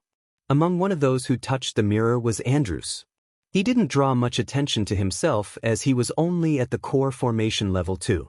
Many tried to establish a friendship with Andrews because of his family status, yet Andrews politely ignored them with a smile before joining Sabrina, who was standing on the grass field with the rest of the body strengthening participants. They were watching what's happening on the stage via the large mirror attached to high poles around the arena. Except for the pavilion where the Sunrise sect disciples and the Rivertown people were sitting, the others poured their excitement out by waving the boards that had their favorite participant's name on, screaming chants, and clapping their hands, producing thunderous sounds. Ethan was shaking his legs, looking at the sky as well as the pavilion of the Sunrise sect. "Uncle, are you all right?" Seeing Ethan's act differently than usual, Alicia asked. "Yeah, I'm fine. Are you all right?" Ethan quickly avoided her gaze, answering Alicia's question with a question. The last participant is walking towards the mirror. Let's see if he could surpass either of the first 4-inch. Diana's body jerked after hearing Ishihara. She turned her gaze towards the horizon as she started to pray for her son to appear. Core formation level 3. Don't be discouraged, participants. As Darius said, the tournament is designed to give everyone a fair chance. Being on that stage proves your talent and value. Now let's move on to inviting the special guests. As Ishihara said, she flicked her wrist as a thunderous clap reverberated through the arena. It immediately silenced all the ruckus. The grass field behind the commentators' pills once again split open as a lavish stage draped in red silk clothes emerged from the ground. The stage had several ornate cushion seats that would make the seats of VIPs pale in comparison. Soon after the stage emerged from the ground, several figures along with 2 golden chariots appeared on the horizon. The Pegasi attached to the chariots flapped their wings majestically. Among the figures surrounding the chariots, half of them wore full plate metal armor while the rest of them wore muddy brown leather armor with long staffs in their hands. The metal armor the figures wore was milky white with delicate designs etched onto it. Let us give our warm welcome to His Majesty, King of Breedia, Crawford Breedia III, and Her Royal Highness, Princess of Breedia, Catherine Breedia. As Ishihara and James Hall announced respectively, the chariot came to a halt adjacent to the stage. The people stared at the 2 figures gracefully stepping on the stage from the chariot. King Crawford was neither too tall nor short. He was a medium-built middle-aged man with a black goatee that had patches of white hair. His hair was cropped to neck length. Perhaps it was his age, or perhaps it was the pressure of ruling a kingdom, streaks of white hair sticking out of his raven black hair. He wore a well-embellished red tunic with goldwork thread as a basic dress. On top of it was a surcoat that depicted the emblem of the Breedia family. His dress was made with the finest silk, fur, and other expensive materials such as animal furs. In his hand, he held a scepter that was decorated with precious shiny gems and diamonds. It was decorated just as the king's crown was. The sword hanging on his waist gave off a warrior feeling about the king. The princess also wore a red skirt made of finest silk and fur. From neck to toe, the dress was ornate with pearls, specks of gold, and tiny gems. Her golden hair was draped with a diamond chair. She wasn't as beautiful as Selena, Alicia, or Sabrina by any means, but she had a grace that the above three did not have. Of course, coupled with her grace, she would make any man yearn for her attention, even for a single glance from her. Hail King Bridia! Hail Princess! Long live the king! Long live the princess! Since life in Bridia wasn't dreadful, the people, especially the commoners, didn't mind showing their support for the king and princess by cheering for them. Both the princess and the king gracefully waved their hands at the crows as the cheers became louder than before. The thunderous response put a slight smile on the king's face. Following the king's chariot, the other one also came to a halt adjacent to the stage. One after another, 3 figures stepped onto the stage from the chariot. One of them was a blue-haired youngster in his teens. He had a feminine feel to him due to his gait and the makeup he wore. His robes glimmered while the designs of flames made him look like he's on fire. It's an honor to welcome the representative of Kingdom Wuxia, Lord Calvin Howard, the second cousin of His Majesty, King of Wuxia, Maxim Barnes. Calvin waved his hand at the people with a giggle. After Calvin, a middle-aged man in his early 40s wearing lavish bright orange robes that were adorned with glistening gems and diamonds. The tournament committee thank you, Your Grace, Duke of Flamefair of Kingdom Kethin, Avon Jilks, for representing Kingdom Kethin on the behalf of His Majesty, King of Kethin, Porter Forbes. Duke Avon was a red-haired man in his early 40s. The scar running across his left eye to upper lip gave him a villainous look. Instead of wearing an eye patch to cover his left eye, he chose to show his white eye. With his red hair flutter in the wind, he just nodded at the commentators before standing beside Calvin. "What's that bastard doing here?" Ethan clenched his fist, almost punching the seat's handle. For the last 6 months, the Duchy of Pentown and the Duchy of Flamefair were at war. It has caused them thousands of lives. Duke Marvin of Pentown was prepared for peace talks, except Duke Avon was adamant about continuing the war. As the Duke was standing here, there were soldiers dying at the border. The third and the last figure that stepped onto the stage was a muscular macho man with a handlebar mustache. Despite his simple robes and tousled hair, he had a swagger that none of them in the arena had. Evan Ethan paled in manliness compared to the man.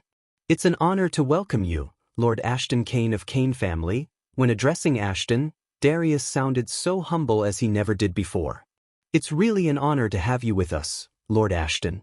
Only on days like this, we can see a fusion stage cultivator with our eyes. It's truly a blessing." James didn't sound like he was just saying these words to butter up Ashton, but really seemed to be talking from his heart.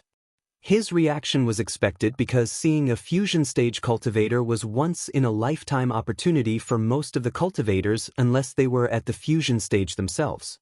"The pleasure is all mine." Ashton's voice was amplified by his celestial energy as it sounded clearer and louder than the voice of the commentators. The voice swept over the entire arena like a tsunami wave, giving them goosebumps. Except for Alex and Peter, all the youngsters looked at Ashton with eyes full of admiration. After shaking each other's hands, the guests took their seats. "Shall we start the first round for the body-strengthening stage participants?" The crowd yet again let out thunderous shouts of excitement except the fans of Ghost. "Look over there!" Suddenly the entire pavilion jumped up from their seats pointing at the horizon. Their shouts overshadowed the others' cheers as everyone in the arena looked at the horizon. With a flick of his wrist, Ashton changed the scenery of the stage, showing on the mirrors hung around the arena to broadcast the battles happening on the stage. The moment Ashton changed the broadcast, the people saw a majestic crimson-red dragon flying towards the arena. On top of the arena, they saw a young man leisurely lying down, legs crossed at knees. He had one hand behind his head while holding a book in front of him in the other. "Ghost! Ghost! Never like before, an entire pavilion shouted the name Ghost in unison.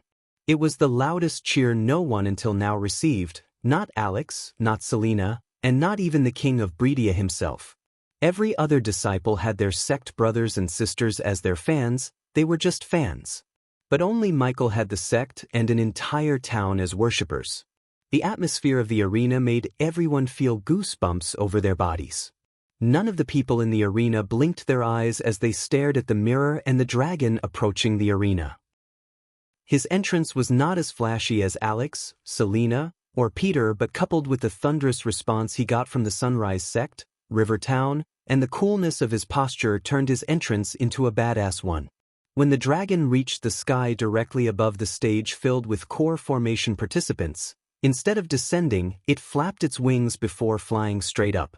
Michael slowly slid down due to the gravity, and in a few moments, he was dropping down. His black coat fluttered wildly in the air while Michael calmly closed the book in his hand in the midair before putting it into his space ring. The people were staring at his fall with their mouths wide open. He was still falling when Michael retrieved his 2 swords from the system storage. Everyone expected him to sheath his sword in the midair, but to their surprise, he threw the sword into the sky above him. His falling speed increased with each passing second as he soared down the air like a black meteor. People moved their heads down, seeing him getting closer and closer to the stage. The participants occupying the center of the stage quickly moved away to make way for him to land.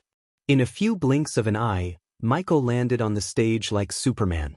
Inside Michael's head, the sound of badass point notification kept ringing like crazy as he willed the system to mute the sound. It was raining badass points. He stood up, giving a little shake to correct his long coat.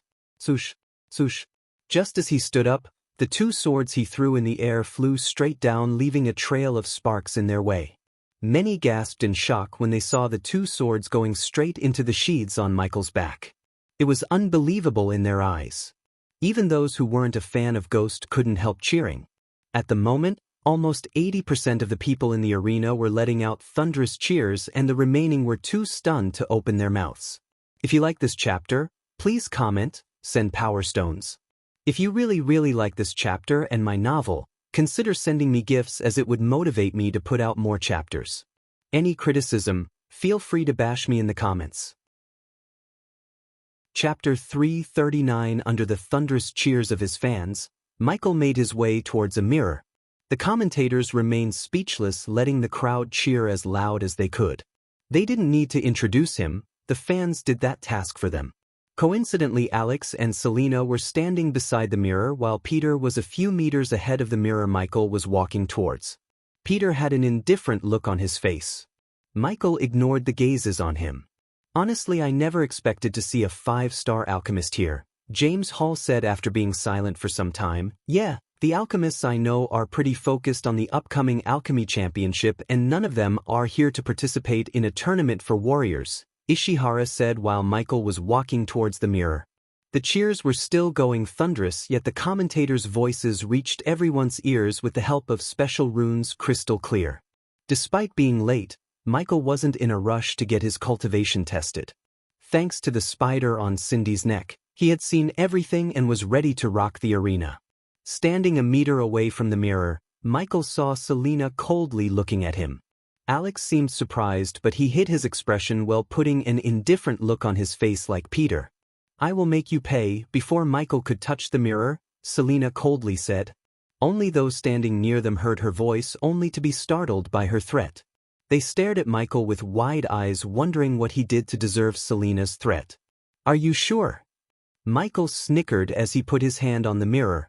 The moment he put his hand on the mirror, the entire arena stopped cheering. The excitement prevented them from uttering a word. Unlike never before, the mirror Michael touched violently trembled. Those who stood closer to the mirror even heard the mirror producing a faint whistling noise. The coordinates immediately grabbed the mirror by its both sides to keep it still as the entire pillar beside the mirror lit up like a Christmas tree. There wasn't a single spot that didn't glow in the pillar. From top to bottom, the pillar radiated bright sparkling green light. Oh my God! It can't be!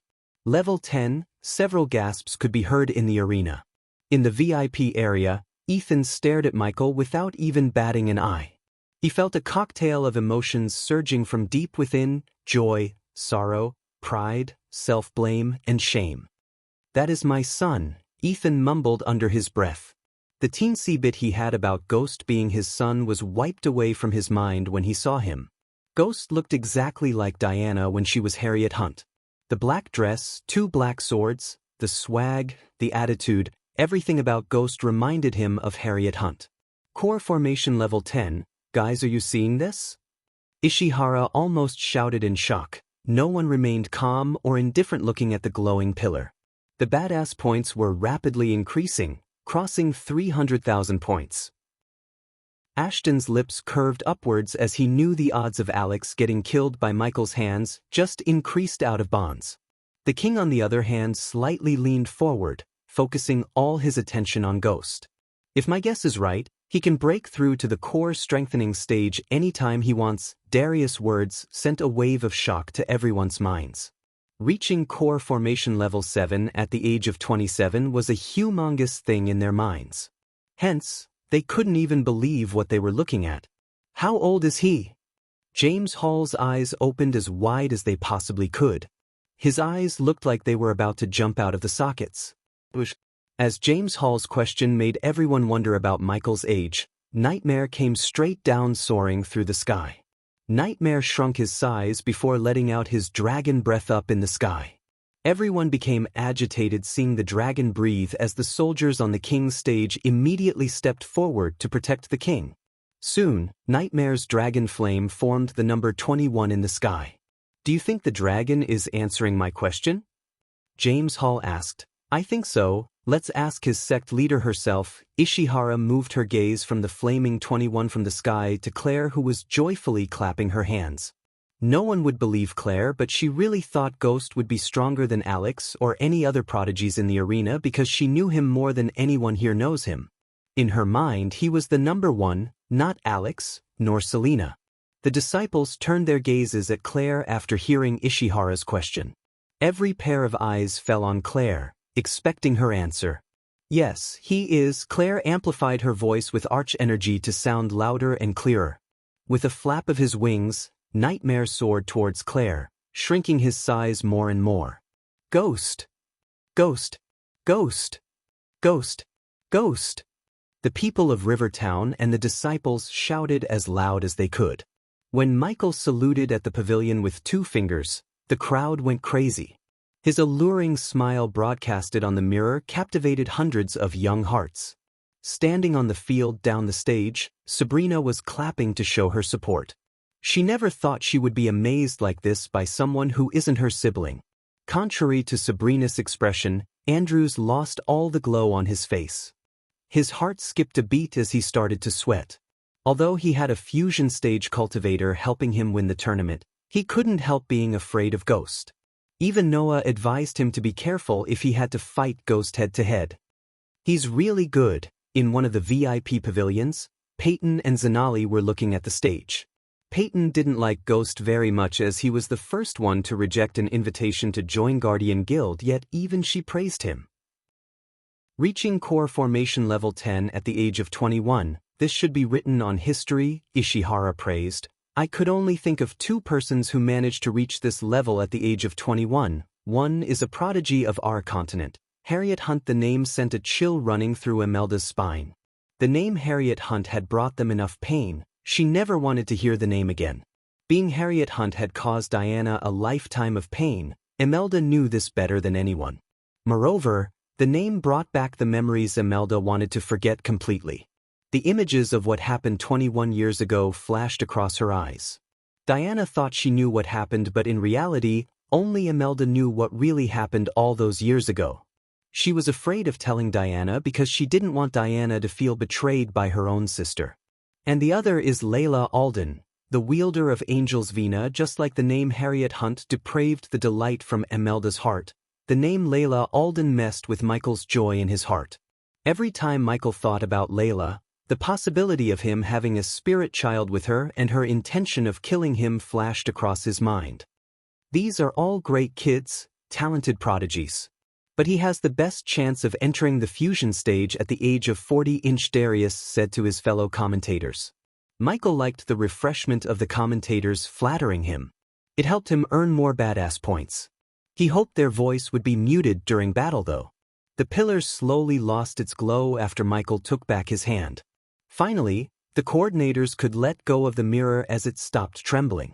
Michael looked at Alex and Selena with a smile on his face. No one saw the meaning of his smile or the real intention behind it. Only Alex could feel the murderous glow in his eyes. Until this moment, Alex wasn't afraid of Ghost. However, after seeing his power and the murderous gleam in his eyes, he started to feel afraid deep inside. He turned back to move away from the mirror. While he was walking away, his eyes met with Peter. For a brief moment, Peter saw a smile on Michael's face that sent a chill through his spine for no reason. It felt like Ghost knew his secret that he's been hiding from everyone else. I think that's the last of the core formation participants, guys, Ishihara said. Let's have a short break before starting the first round of Body Strengthening Stage Championship, James Hall informed. Meanwhile, the core formation participants can join your sects or families and enjoy the show. After Darius spoke the words, the three commentators stood up and left their pill. With a swift jump, Michael leaped into the sky, slowly flying towards the pavilion Claire was sitting on. Since he had almost 400,000 badass points, he decided to upgrade his spells before the battle began. Most of the core formation participants were rushing to their mentors to form a plan against Ghost, including Paul. Up until Michael showed his cultivation level, the biggest threat for anyone winning the championship was Alex and Selena. Then they added Paul and Peter to that list. However, they all paled in comparison after Michael came into the picture. The biggest threat to every single one of them was Ghost. Meanwhile, on the stage, King of Bredia leaned closer to Lord Ashton. Lord Ashton, what do you think of Ghost? Do you think he will win this tournament? The king asked in a husky voice. Lord Ashton knew everything about the king's plan to marry the princess to the winner, although the king himself planned to keep it a secret until the end. However, Lord Ashton pretended like he don't know anything about the king's plan. Unless the participants gang up on him during the first 2 rounds and eliminate Ghost, he will win the championship without breaking a sweat. If you like this chapter, please comment, send Power Stones. If you really like this chapter and my novel, consider sending me gifts as it would motivate me to put out more chapters. Any criticism, feel free to bash me in the comments. Chapter 340. Time flew differently in the Fire Realm than in the rest of the world. Gaia lost track of time while moving towards the Fire Realm center. She grew tired of killing the fire demons and beasts roaming in the realm, especially the 3-headed black crows. The 3-headed crows were abundant in the Fire Realm. They had very powerful combat strength and abilities that few people could guard against. A level 2 core formation 3-headed crow was more than enough to fight a level 6 core formation human warrior. However, since its opponent was Gaia, it couldn't exercise all the advantages it had. Usually, they would use their speed to hunt their prey. In Gaia's case, her arrows were faster than the crow. The only thing that stopped her from massacring every beast and crow in her path was that she had only a finite number of arrows. Hence she fought some while fleeing from many, though she could have easily killed them all. She didn't forget to get the cores after killing them, as she wanted to give them to Michael. Caw, look, another one. Noticing another 3-headed crow chasing them from behind, Iag warned Gaia. At first, when she brought Vidora with her, she thought they might become a hindrance, but she was proven wrong. They were great companions, best lookouts. More than anything, they cared about her, just like Michael or Nightmare. Of course, each of the 3 had their own way of showing their affection, but Gaia knew deep down they loved her. Let's move our asses before it brings more of its ugly friends. Gaia fastened her pace. Kill it, it's calling its friends. Iag shouted loudly. Yes, you have to kill it. Cain did not shout, he was calm as usual. Caw, the crow shouted out loudly again. Fuck this. Gaia halted her steps as the bow materialized in her hand. In a blink of an eye, she fired an arrow from her bow that soared through the air and pierced the crow's heart. Unlike before, she didn't linger around for the crow to hit the ground so she could collect the core. She immediately fled the place because she knew the crow's group wouldn't be very far. A flock of three-headed crows was really frightening. They were incredibly fast and they were extremely difficult to kill. Gaia could fight one or two, but if the flock of 8 or 9 came, her life would really be in danger. If not for the true dragon flames, it would be at least 10 times more difficult for them to escape from the trap. They had no idea how many three-headed crows lived in this area. The entire woods was probably their territory. Also, these three-headed crows were actually calling for their mates. If all of a sudden more than 100 or even 1,000 three-headed crows would storm in, she would have a hard time dealing with the situation. Besides, she still had no clue about how dangerous Fire Realm truly was. If there was even core strengthening stage level 8 or 9 three-headed crow among the herd, there was no chance of her defeating that thing. Therefore, the best strategy right now was to run away from here. After she had fled a small distance from the scene, they heard some distant cries coming out. All of a sudden, the skies above were filled with three-headed crows. All of them flapped their wings and started crazily chasing Gaia. The leading three-headed crow had a gigantic body and was at least 15 meters tall, and its cultivation base was as Gaia feared, core strengthening stage level 2. "Oh my god!" Ayag exclaimed, "So many crows, good thing we ran away. Save your breath and increase your speed. These crows really live in a group. I think there are more of them." Cain warned Gaia. Gaia pushed all the arch energy to her legs to run as fast as she could. Instead of flying, she used the woods as her cover. Even then, the crows seemed to have sensed Gaia's presence. "Why do I feel like he's chasing us?" Ayag asked. "I don't think he will chase us forever. As long as the group stays behind, we'll be fine." She learned to be calm from Michael. Just like him, she wanted to take any tense situation calmly without overreacting. The last time she lost control of her anger, it almost drove her to the point she fought Ghost. Ayag kept cursing as she was staring at the crow from Gaia's shoulder. Ayag felt shameful to run away from an ugly crow like that. Compared to Cain or Sarba, she took more pride in being a Hydra, an otherworldly being. Unlike the core formation crows, the core strengthening stage crow was incredibly fast, and it was only because they left the area sooner they were able to run away from the crow. The three-headed crow kept chasing while letting out furious roars. Its eyes were fierce, and it kept spitting black poisonous mist from its mouth which took the shape of a sword and pierced towards Gaia. However, the canopy above Gaia blocked the swords. "Keep pissing me off. Once we are far away from your ugly friends, I'm gonna rip you apart." Gaia gritted her teeth. "You want to kill it?" Thag was surprised. She had never seen Gaia battle a core strengthening stage beast before. Unlike Nightmare or Ghost, Vidora only had little idea about her combat prowess. Yeah, the power gap between a core formation stage and core strengthening stage is huge, but that doesn't mean core formation warrior can't beat the latter ever. With good plan and strategy, we can kill this damn crow. She had a meticulous mind when it comes to battle because of her years of adventuring and battle experience. Even when she was in the middle of a fight, she could easily get hold of her and his enemy's advantages and disadvantages and come out with a plan to win the fight. Just like Michael, she never fought a battle where she is uncertain about the outcome. The three-headed crow kept letting out furious roars. It was furious as it kept attacking from behind. The powerful energy coming from his body had scared off a lot of nearby glass wraiths and fire demons. As for the group of three-headed crows, they were ditched far behind and couldn't be seen anymore. "I don't think he will stop chasing us unless we kill him," Sarba said. "Just let it come, we'll show him that he just made the biggest mistake of his ugly life." A grin emerged on Ayag's face. Fire Realm was a really huge place. They ran another 100 miles, yet they were still in the same desolated area. Gaia estimated that the huge group of three-headed crows wouldn't catch up anytime soon, or they might have even stopped pursuing. So, she stopped and stood firmly.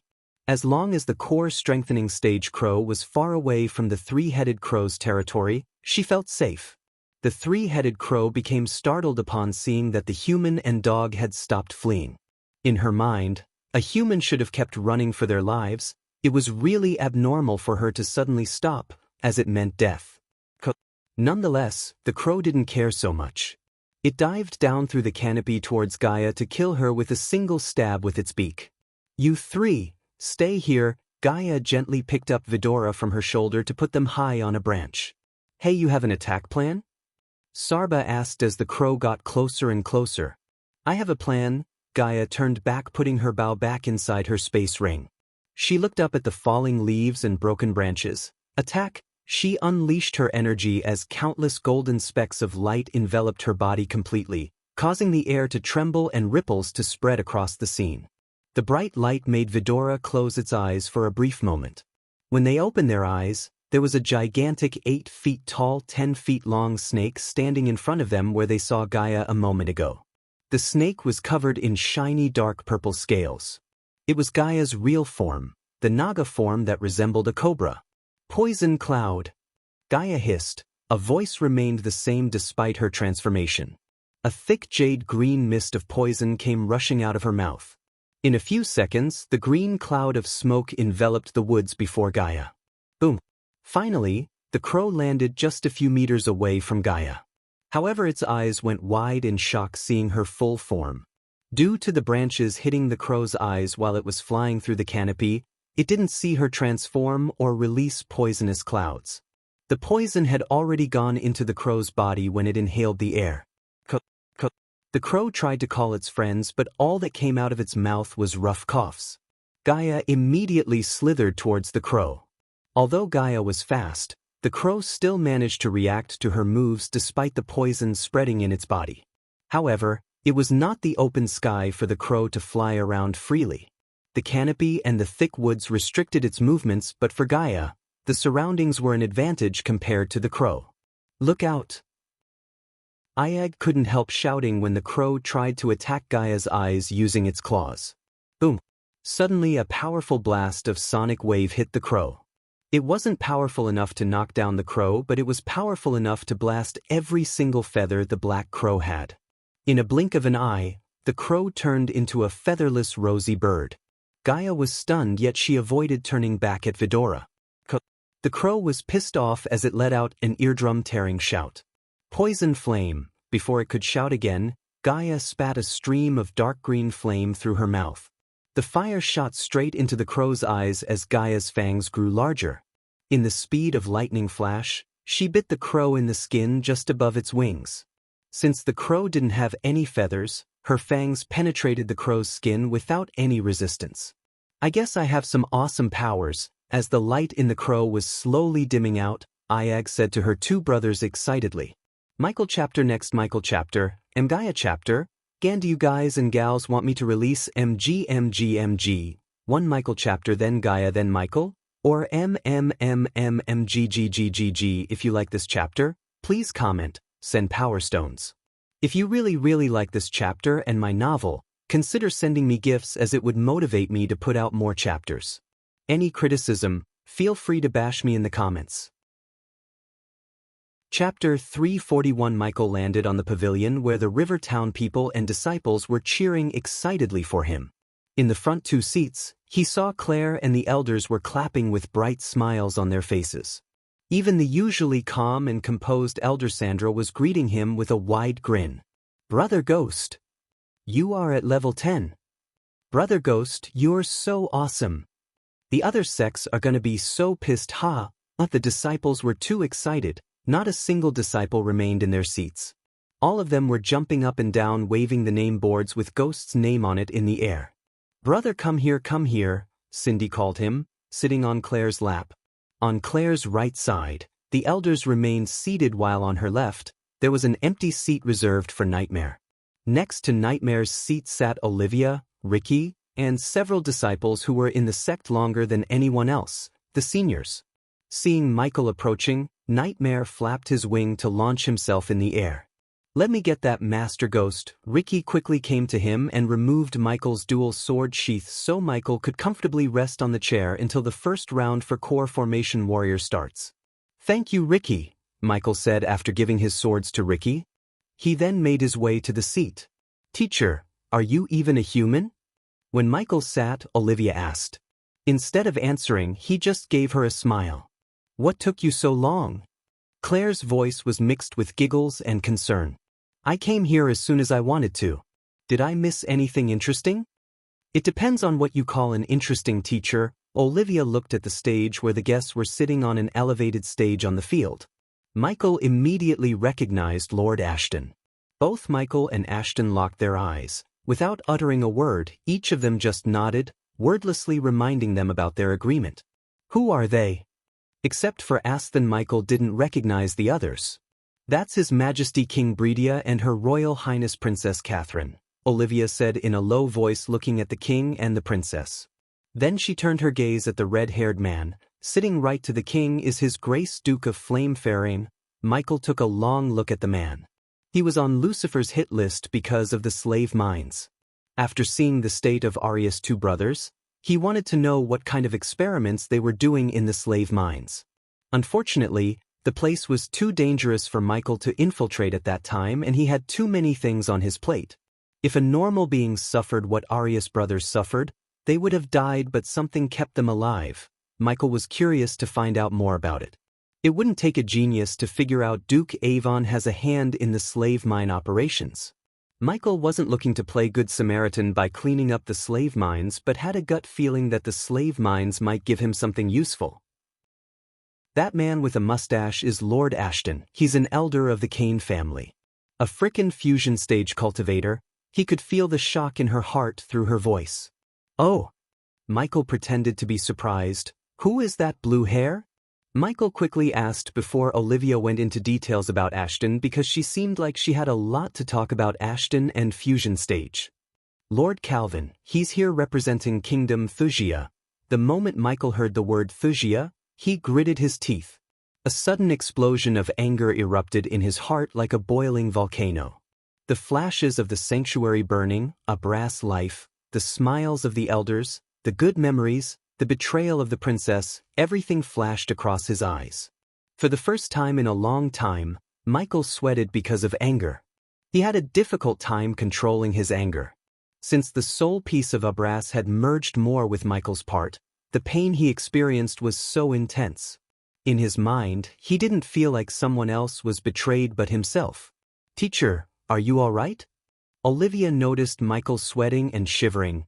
"Brother, Ghost," Cindy and Claire turned their concerned gazes at Michael. "Yeah, it's just him feeling hot." Michael wiped the sweat off of his forehead with his hand. "Do you need something, teacher?" "No."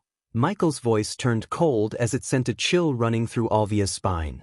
Claire and Nightmare, who was sitting on Claire's lap with Cindy, could literally feel a sudden coldness around them. Boom, boom, boom. Michael's train of thoughts was suddenly interrupted by the loud bell sounds.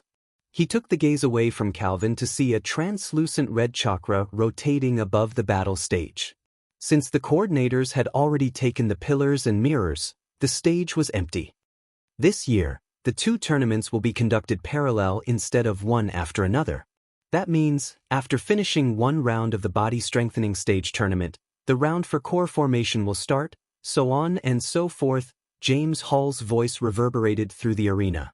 The first round of the body strengthening stage will now begin. The competitors, please step onto the stage. Michael saw youngsters in various armors jump onto the stage one by one and group by group. It took only a few more minutes before the stage got crowded with youngsters. Following the youngsters, a couple of coordinators arrived on the stage. "Please stay still." The coordinator's voice too had the same volume as the commentators, so everything heard them loud and clear.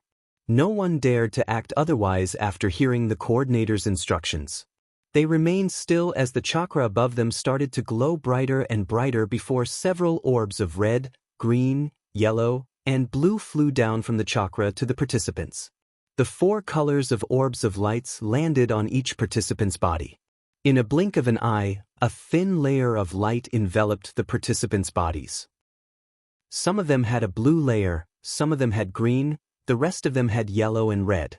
If you are wondering or counting still, there are 25 participants covered in each color. Those who have the same color layer would battle to be qualified for the next round, Ishihara explained. The rules of the first round are simple, you just need to eliminate the other participants by knocking them out or throwing them out of the battle stage. The last remaining 10 will be qualified for the next round. Each elimination will earn you a point that will be used in the later rounds to rank you and save you from elimination. Darius explained the rules to the participants as well as the audience. Those who attend the championship tournaments were familiar with the rules, yet the commentators would explain the rules for people like Michael who never witnessed a tournament before. And when the round begins, your arch energy will be blocked by the chakra above you, making you temporarily lose your cultivation power. As mentioned before, this round is designed to test your combat prowess without arch energy. You are also prohibited to take any kind of potions or pills during the battle. Taking alchemy drugs will result in disqualification and banned from participating in any tournaments that will take place in Elon in your future. Darius' words immediately caused a commotion among the participants as well as the crowd. Michael frowned after listening to Darius. He was expecting him to talk about the armor the participants were wearing, yet Darius didn't seem to have anything to talk about armors. He tried to sound like the committee wants the tournament to be fair, but there was nothing fair about battling a participant covered in unbreakable armor like Alex. Those who couldn't afford to wear armor such as Alex or Peters were clearly at disadvantage. Of course, Michael was not planning to raise his voice against this unfairness. As far as he was concerned, being born poor wasn't one's fault, but living and dying as one is. Michael could have easily bought or hired a dwarf to forge him an armor, but he chose not to because he had APD that could inject him with healing potions, strength enhancers, and the system. Wearing armor like Alex would certainly restrict his both hand-to-hand combat and sword skills. Now it's time for us to decide which group should battle first, and who is better to decide this other than His Majesty. Ishihara let out a sweet laugh as an orb of white light appeared from the chakra before floating towards the king. Your Majesty, please place your hand on the orb, choosing a color among red, blue, green, and yellow. Under the gazes of thousands of people, the king gracefully placed his hand on the floating orb before him. In a few blinks of an eye, the white orb radiated bright blue light. Blue team it is. The rest of the participants, please return to your places and return to the stage when it's your turn. Among the participants who remained on the stage, Michael spotted 3 familiar faces. They were Evan, Victoria, and Sabrina. After realizing 3 celebrity disciples were going to fight each other, Michael got slightly interested in watching the battle. The remaining 25 disciples prepared themselves to fight. Some of them formed small groups of 3 quickly after murmuring among themselves, while Sabrina, Victoria, Evan, who had the utmost confidence in their abilities, remained alone without forming any sort of alliance with the others.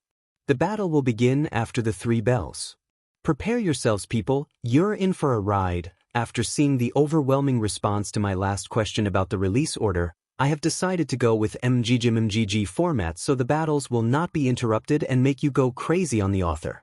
The following tournament chapters will be focused on Michael and filled with action you've been waiting for.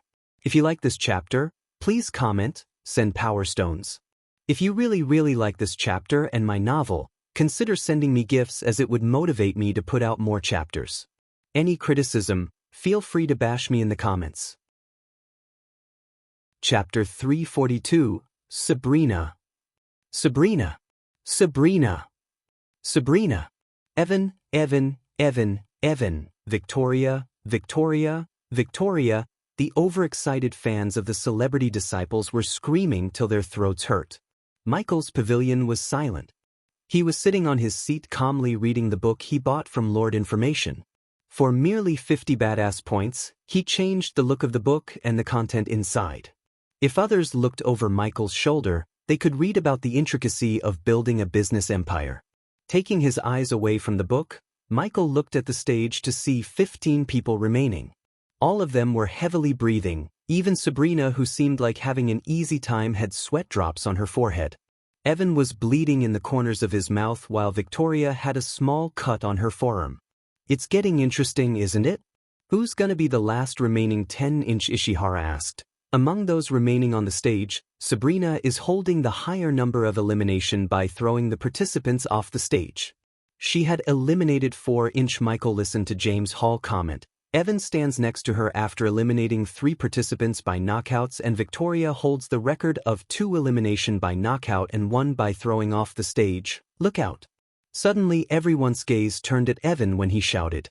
The runes and the arrays placed on the battle stage really drew Michael's attention. They amplified the voices of participants to make the crowd hear what they were talking about while battling. On the stage, Participants could hear the crowd cheering but not the commentators talking. Michael saw Evan shouting at Victoria as a bulky muscular mountain running towards Victoria like a crazed rhino. Michael could hear the loud thud noise as he was running towards Victoria. Somewhat thinking about Victoria gonna get thrashed put a smile on Michael's face. However, when the man was just about to spear Victoria, Evan threw himself in the path, pushing Victoria away from the man's path. Boom! When the man clashed with Evan, their collision produced a loud booming sound. "Whoa, that's outta hurt," James Hall said. "Evan." Victoria lost her composure when she saw Evan getting knocked down by the bulky man. The other participants quickly turned their focus on Evan. It was an amateur move that was capitalized by Sabrina. She suddenly pounced at a nearby participant. When he felt a gush of wind, it was too late as Sabrina threw him out of the stage with a powerful punch to his chest. On the other hand, Michael saw Victoria throw herself at the muscular man with enough force to make him stumble down. While the coordinators came to check whether Evan was knocked out or not, Victoria was punching the muscular man sitting on top of him.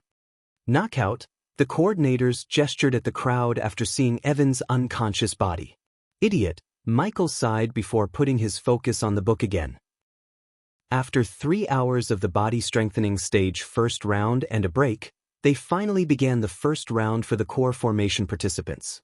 "Core formation participants, please come to the stage," Michael heard Darius' voice. "Good luck, Brother Ghost." "Kick their ass, Ghost," Elder Reiner shouted excitedly. "Ghost! Ghost! Ghost! Ghost!" Under the showering cheers of the pavilion, Michael flew out of there towards the stage. Just like Michael, Alex and Selena too received thunderous cheers. After all, they both belonged to Morningstar, one of the biggest sects in Elon. The sun has already fallen into the horizon, yet the lights above them kept the arena as bright as a day. As Michael reached the stage, he saw thousands of eyes landing on him. There were several unknown faces that stood beside him, keeping their distance from him for some reason. No one dared to form an alliance or even talk to him. For them, he was one of the biggest threats that stood in the way of winning the tournament. Michael couldn't care less about what they thought. As far as he was concerned, he was going to win this thing. Ghost, suddenly while the participants were gathering on the stage, Michael heard someone calling his name. Michael looked in the direction of the voice to see Andrews walking towards him. Despite Andrews' worried dull face, Michael immediately recognized him and greeted him with a smile. "Andrews Winston," Michael firmly shook Andrews' hand. "I never expected to see you here. The last time I saw you, you were still at Boyd's strengthening stage level 1 and on the verge of dying. Thank you for saving me, Ghost. I just wished I got the chance to thank you under different circumstances." Michael noticed Andrews' eyes move towards the princess. Everyone looked at the princess, but there was something different in the way Andrews looked at her. Then Andrews stood there beside Michael watching the fans in front of them. "I need to win this, Ghost." Andrews' voice sounded so serious. "Then you shouldn't hold back anything, Andrews." Michael turned his head to look at Andrews. "Because I want." Andrews couldn't help feeling a chill running through his spine. "Hold still, everyone." As Michael turned his gaze away from Andrews, the coordinators instructed them to hold still. Since they were on the stage, Michael couldn't hear what the commentators were talking about. Ethan, Imelda, and Diana felt their heartache seeing Ghost and Andrews preparing to fight each other. Although it might be inevitable, they still didn't want the two of them to end up in the same group and fight each other. Imelda closed her eyes, praying to the gods to put Michael and Andrews in different groups. Michael looked up at the chakra to see it rotate faster and faster before sending light orbs down. The very next moment, Michael felt a warm sensation as he looked at his hand to see a red translucent layer covering it. The participants soon looked at the stage where the king was sitting. Just like during the body strengthening stage round 1, they saw a white orb traveling towards the stage, but this time, it flew straight to Ashton. It was Ashton's end of the deal to make Michael and Alex fight each other, as Michael had no control over the chakra to make it possible. Hence, Ashton had to do something to put Alex with Michael. In a blink of an eye, the white orb of light turned red when Ashton touched the orb. Michael cracked his neck, preparing himself for the round. He looked around and saw Andrews had a blue light, Alex and Selena had a yellow light while Peter and Paul had green light layers on them. Well, this is disappointing, Michael sighed inside. If a celebrity disciple ended up in the same group as him, he could have beat the hell out of them to earn even more badass points. But when he looked at the red-layered participants, he noticed all of them looking at him. The green, yellow, and blue-layered participants can now leave the stage and enjoy the battle until your turn comes. Michael heard Ishihara's voice as the other participants started to leave the stage. Good luck, Ghost. Andrews was well-mannered enough to utter these words before leaving. Michael was walking to the center of the stage when he heard a cold female voice coming from behind. You will pay for everything. Michael didn't even need to turn back to recognize the person. It was a very familiar voice. Still, Michael turned back with a cold smile to see Selena and Alex looking at him. Oh, I am planning to. Michael knew what he said would have reached everyone's ears, but he didn't care because today, Alex will die. Michael didn't feel any pity for killing Jane, and he would certainly not feel any pity killing Alex. It seemed like fate wanted Michael to take away Selena's loved ones one by one. No weapons, only hand-to-hand combat. The coordinators reminded them before taking off into the sky. They floated several meters above in the sky, watching over the participants on the stage. Ghost! Ghost! Ghost! Ghost! The fans of Michael kept cheering as loud as they could. Their thunderous cheers reverberated the arena. For a moment, Michael closed his eyes, mentally blocking all the noises to put full focus on the battle before him. He felt a warm sensation running from his head to toe. He knew it was the runes scanning him for any potions or runes on his body to enhance his traits like strength or speed. The system made sure the APD wouldn't be detected by any scans. Waiting for the coordinator's signal to begin the battle, the participants surrounded Michael, forming a circle around Michael. In the VIP pavilion, Ethan leaned closer, seeing Ghost getting surrounded by the participants. It is not fair, he said. It makes sense for them to eliminate the highest threat first. Norvin, the golden Babaru, said while eating an apple casually. 1 versus 24, huh? Then everyone heard Michael's calm voice. Ethan didn't see a tiny bit of fear or worry on his face. On the contrary, Ghost remained in the center with a calm smile. Guys and gals, we can either do this the easy way or the hard way, Michael said, looking at the youngsters before him. You are in no position to say that. Ghost, Humph, a fully plated armor-wearing participant, snickered. He even covered his head with a metal helmet that looked like the helmet of Thor. Ignoring the youngster's words, Michael said, the easy way. You 24 can fight among yourselves and eliminate 15 people yourselves. Ethan's eyes went wide hearing the words coming out of Ghost's mouth. If Ethan didn't know Ghost was his son, he would have said Ghost is the most arrogant guy he had ever seen. I don't know if he's being serious or kidding, James Hall said. You might be a genius, but at this moment, you're just like the rest of us. The youngster in armor took several steps towards Michael as the others followed him. Little by little, the circle of people was getting closer to Michael. You clowns really think taking away my cultivation would make me you, huh? Michael burst into cold laughter. Get him! Michael's words instantly made them snap as pouring petrol into a fire. They all rushed towards Michael in all directions. The first one to reach Michael was the armored youngster who trash-talked him. He threw his fist, aiming at Michael's face to knock him out with a single punch. However, Michael evaded the punch while grabbing another youngster by his leather shirt. In lightning-fast movements, Michael tore the leather shirt and sent him away into the crowd with a swift kick. His training with Gaia and the fighting technique gave him inhumane speed even without the arch energy.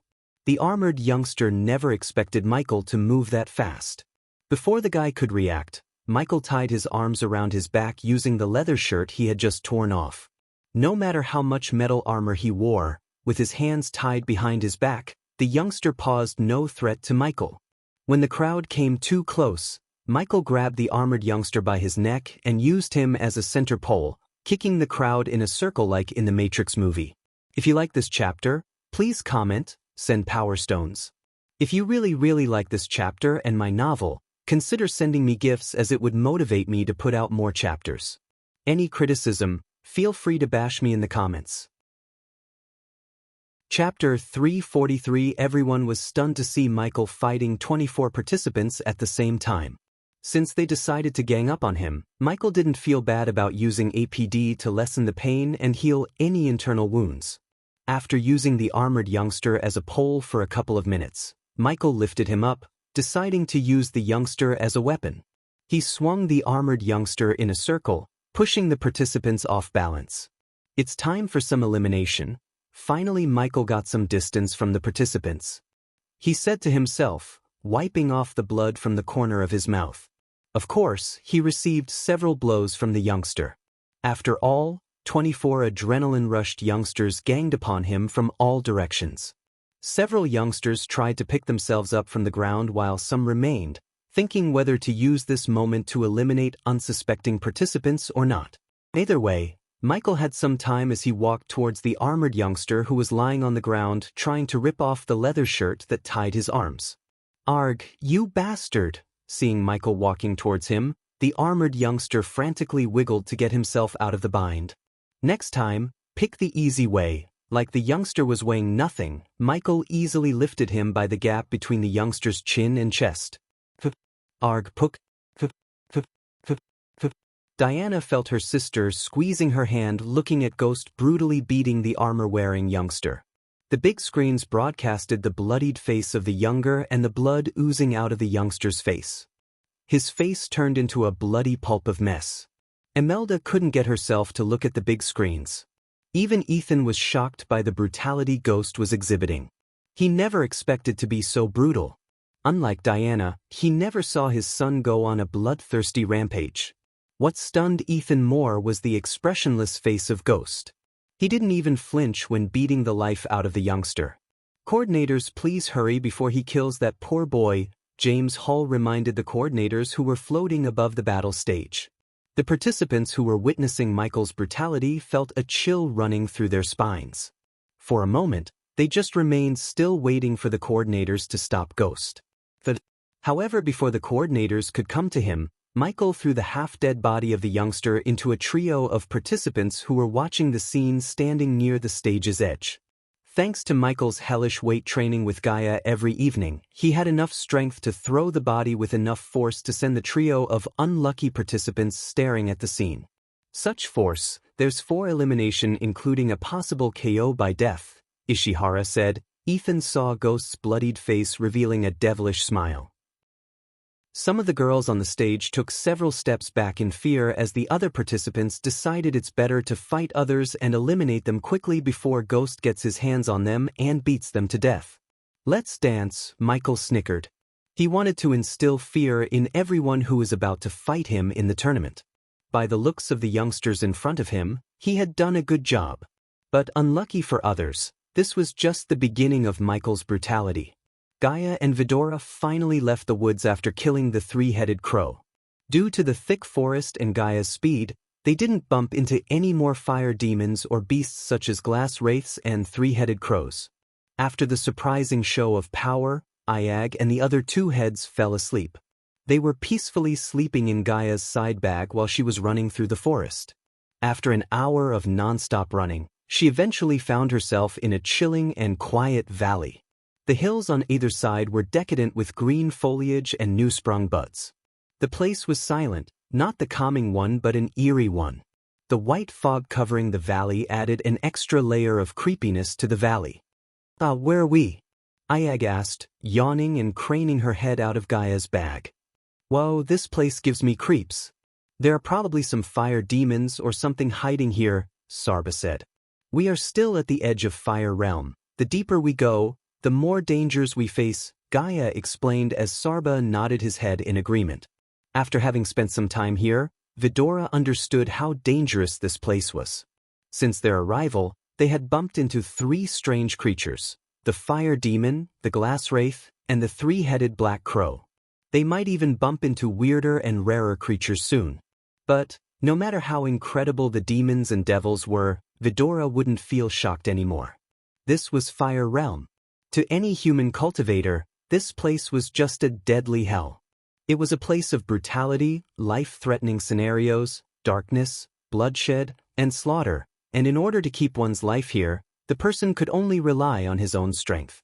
Without incredible strength, the place could kill the person at any time.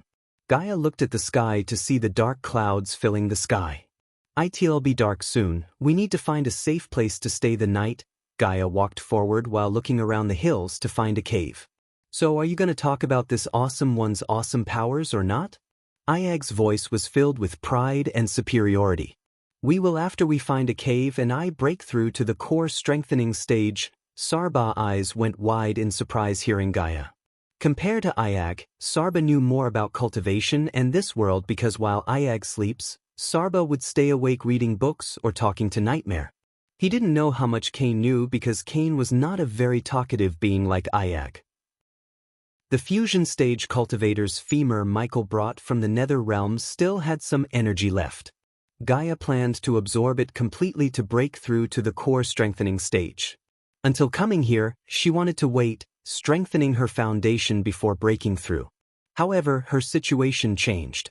She had to break through if she wanted to survive this place.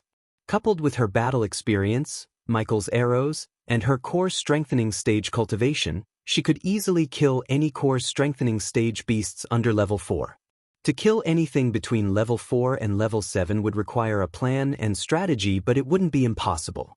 Although she wouldn't be able to kill anything above level 7, she would be able to escape with a few minor wounds. Damn it! Where do you have to steal my thunder? Ayag bite Gaia's forearm. Well, talk about your newfound powers, I promise, Gaia promised with a serious expression. There, suddenly Sarba raised his voice as Gaia looked up in the hill to her right side to see a cave. Gaia made her way to the cave with a few leaps using her arch energy. Standing at the mouth of the cave, Gaia conjured an orb of fire to light the cave. The cave was neither too deep nor wide. Although the ground seemed wet and the roof had a purplish moth covering, the cave was clean and didn't seem to have anything living in it. Still, Gaia closed her eyes, spreading her perception around the cave just to make sure nothing was inside. It's safe, Gaia said to Vidora before walking into the cave. Jade's shield, after entering the cave, she turned back, casting a spell. Soon, a translucent shield covered the entrance. Unless it's a core strengthening stage beast, nothing can come in. It'll wake up in 7 hours. Gaia placed the side bag with Vidora in it aside her before retrieving the fusion stage femur from her space ring. The bone still had its glimmer but not as bright as when Michael gave her the first time. Don't fight with your brothers, Gaia flicked Ayag in the head before closing her eyes. Wait till I fully comprehend my powers, Aya growled as Sarba chuckled. After almost 5 hours, Gaia had leisurely absorbed 90% of the remaining energy in the femur. Her energy had increased by a lot and she was on the verge of breaking through to the core strengthening stage. Because of the energy fluctuations around her, some unwanted guests started to come towards the cave. Loud roars came from not far away. The thundering roars sounded out throughout the entire valley. After a few long moments, 2 massive creatures appeared not far away from the cave. They were 2 gigantic panthers. Each of them had a bot between 12 to 15 meters tall, which made them look like a small hill. Their looks and the arch energy they radiated would frighten most people within a snap of time. Both panthers looked identical, gray stone fragments could be seen all over their bodies. On top of their heads, there was a long stone horn that glowed dimly. The eyes of these panthers were the same color as their stone, but they carried a fierce look. Fuck, something's coming in our direction, Ag cursed out silently. Vidora had no idea about the twin greystone panthers. Beasts like these were rare to the outside world. This was not the case in ancient places like Fire Realm. Twin demon beasts like greystone panthers were incredibly vicious, their minds were linked, and once they entered a fight, they could achieve absolute perfect teamwork. The perfect team was not something that should be taken lightly because with their teamwork, the greystone panthers could hunt down bigger, meaner, and more powerful beasts than them. Despite the darkness, the panthers were able to see the cave in the hills. As soon as their eyes fell on the cave, they immediately started to walk towards the cave while roaring fiercely. If you like this chapter, please comment, send power stones. If you really like this chapter and my novel, consider sending me gifts as it would motivate me to put out more chapters. Any criticism, feel free to bash me in the comments. Chapter 344. Vidora felt the ground trembling as they heard the roars becoming louder and louder. The purplish moths covering the ceiling crumbled down on them with each roar. Dang it, how could we possibly kill whatever that's coming here? Sarba blurted out. We need to wake her up. Despite their situation, Kane still sounded calm, just like Michael. No, the only way we can survive this place is if she breaks through to the core strengthening stage. We must stall that thing and give her the time she needs. Ayag flapped their tiny wings to land before Gaia. How are we gonna do that? Talk that thing to death? Sarba snapped. Idiot, I have powers, and if I do, you two meatheads must have some powers too. Her words indeed made sense to Sarba and Kane. Still, it seemed like a bad time to rely on their unfound powers. Even if they could find out about their powers, there was no guarantee a body refining stage level 2 beast could survive a battle with anyone above body strengthening stage. The shield is still up. Let's hope whatever's coming towards us is not a core strengthening beast, Sarba said. Man, I miss Ghost. If he was here, we could have just stood on his shoulder and enjoyed him beating the hell out of everything. It was her stupid decision in emotion to leave him, and you dragged us with her instead of convincing her not to leave him, Kane grunted after hearing Ayag. From the very beginning, he was against the idea of Gaia leaving Michael and venturing into such a dangerous place. Unfortunately, Sarba leaned with Ayag, so 2 out of 3 votes made Vidora accompany Gaia. There was nothing Kane could do. Ayag headbutt Kane, hearing his disagreement. But in the next second, Ayag's eyes lit up, and she blinked with a cunning look in her eyes. Look, in case it's a core strengthening stage beast, we don't need to kill it. We can't, Sarba interjected, only to get a vicious headbutt from Ayag. We just need to stall the beast until this half-snake wakes up from her cultivation. Ayag looked at both Kane and Sarba for their approval. Since getting out of here without Gaia is impossible and you won't let us wake her up, it seems we have no other choice but. Hope your plan would work. What do you think, Kane? Sarba asked Kane. We can stall the beast all right. If what Nightmare said was true, the core strengthening beast would possess the intellectual prowess of humans. And the sight of us, a new species, would make the beast curious and re-evaluate or form up a new plan to deal with us. It might take time to gauge our strengths and weaknesses. If I saw a new species in front of me, that's what I would do. Kane's words somehow reassured both Ayag and Sarba. With his approval, Ayag closed her eyes, trying to figure out how she managed to let out the sonic cry. After having inherited Michael's personality and observing Gaia and Ghost for so long, Kane had learned a lot of crafty actions, and he had gained a lot of combat experience. As the seconds passed by, the ground trembled more and more violently. They were getting drenched in purplish moths. It was raining moths inside the cave. However, the moth was the last of Vidora's problems. If you have any powers, now will be a great time to reveal it, Kane. Sarba shivered, hearing the roars getting louder and louder. He could tell whatever that's coming to them is closer than they like it to be. Hey, it can still be a core formation beast and Gaia's barrier can save us. Sarba tried to calm himself by being optimistic. His smile was not the brightest as he still had intense fear hiding behind his smile. Kane muttered. What? It's not one, it's 2. 2 beasts. Just as Kane uttered these words, Sarba looked through the translucent shield Gaia cast to see 2 huge yet majestic panthers made out of gray stones standing at the entrance. Considering Vidora's small stature, the panthers noticed her first before they noticed the tiny beast standing before the human. Both the panthers bore their teeth, which caused Sarba to feel a tingling sensation in his spine. Dazer, look there, surprising Vidora. One panther talked in human tongue. The voice sounded so rough and animalistic as one would imagine. Soon the panthers both closed their mouths while their slit vertical pupils that shone in silver in the darkness became rounded. The murderous look in their eyes got replaced by curiosity. We are screwed, Sarba grunted, noticing the panthers' cultivation level. Both of them were at core strengthening stage level 3, 1 level above the 3-headed crow Gaia fought. But unlike before, the panthers weren't in a disadvantageous position. In fact, the panthers had the advantage of fighting in a closed space such as the cave. What is that? I have never seen such a beast before. The other panther gracefully took a step forward. Looking at the shield, one panther just raised its front paw, slowly putting its paw through the shield like it was testing the shield's power. When the panther's paw touched the shield, it produced a ripple through the shield. Humph! The panther snickered after making sure the shield couldn't stop or hurt them. Step by step, the panthers entered the cave through the shield. Get out! Ayag's eyes abruptly opened as she let out a powerful cry. A more powerful blast of a sonic wave shot out of her mouth and soared towards the panthers. The entire cave shook violently as the panthers got pushed back several steps backward. Although Vidora was just on the body refining stage level 2, the sonic cry had the power of a spell cast by a body strengthening stage level 7. The panthers' eyes went wide except their eyes brimmed with more curiosity and bloodthirstiness. No, this must be some heavenly beast, and it must be delicious to eat, the panthers talked to each other. We cannot waste a drop of blood of this beast and we must do it before that human breakthrough to the core strengthening stage. I can feel she's just an hour away from breaking through. Then we kill the beast and devour the human before she breaks through. So much for your theory, Cain, Ag growled. Not the idiot shouted and kindled their curiosity. Cain snapped. Eat these too, all bones and no flesh. The panthers evilly grinned hearing the silver head in the middle trying to plead.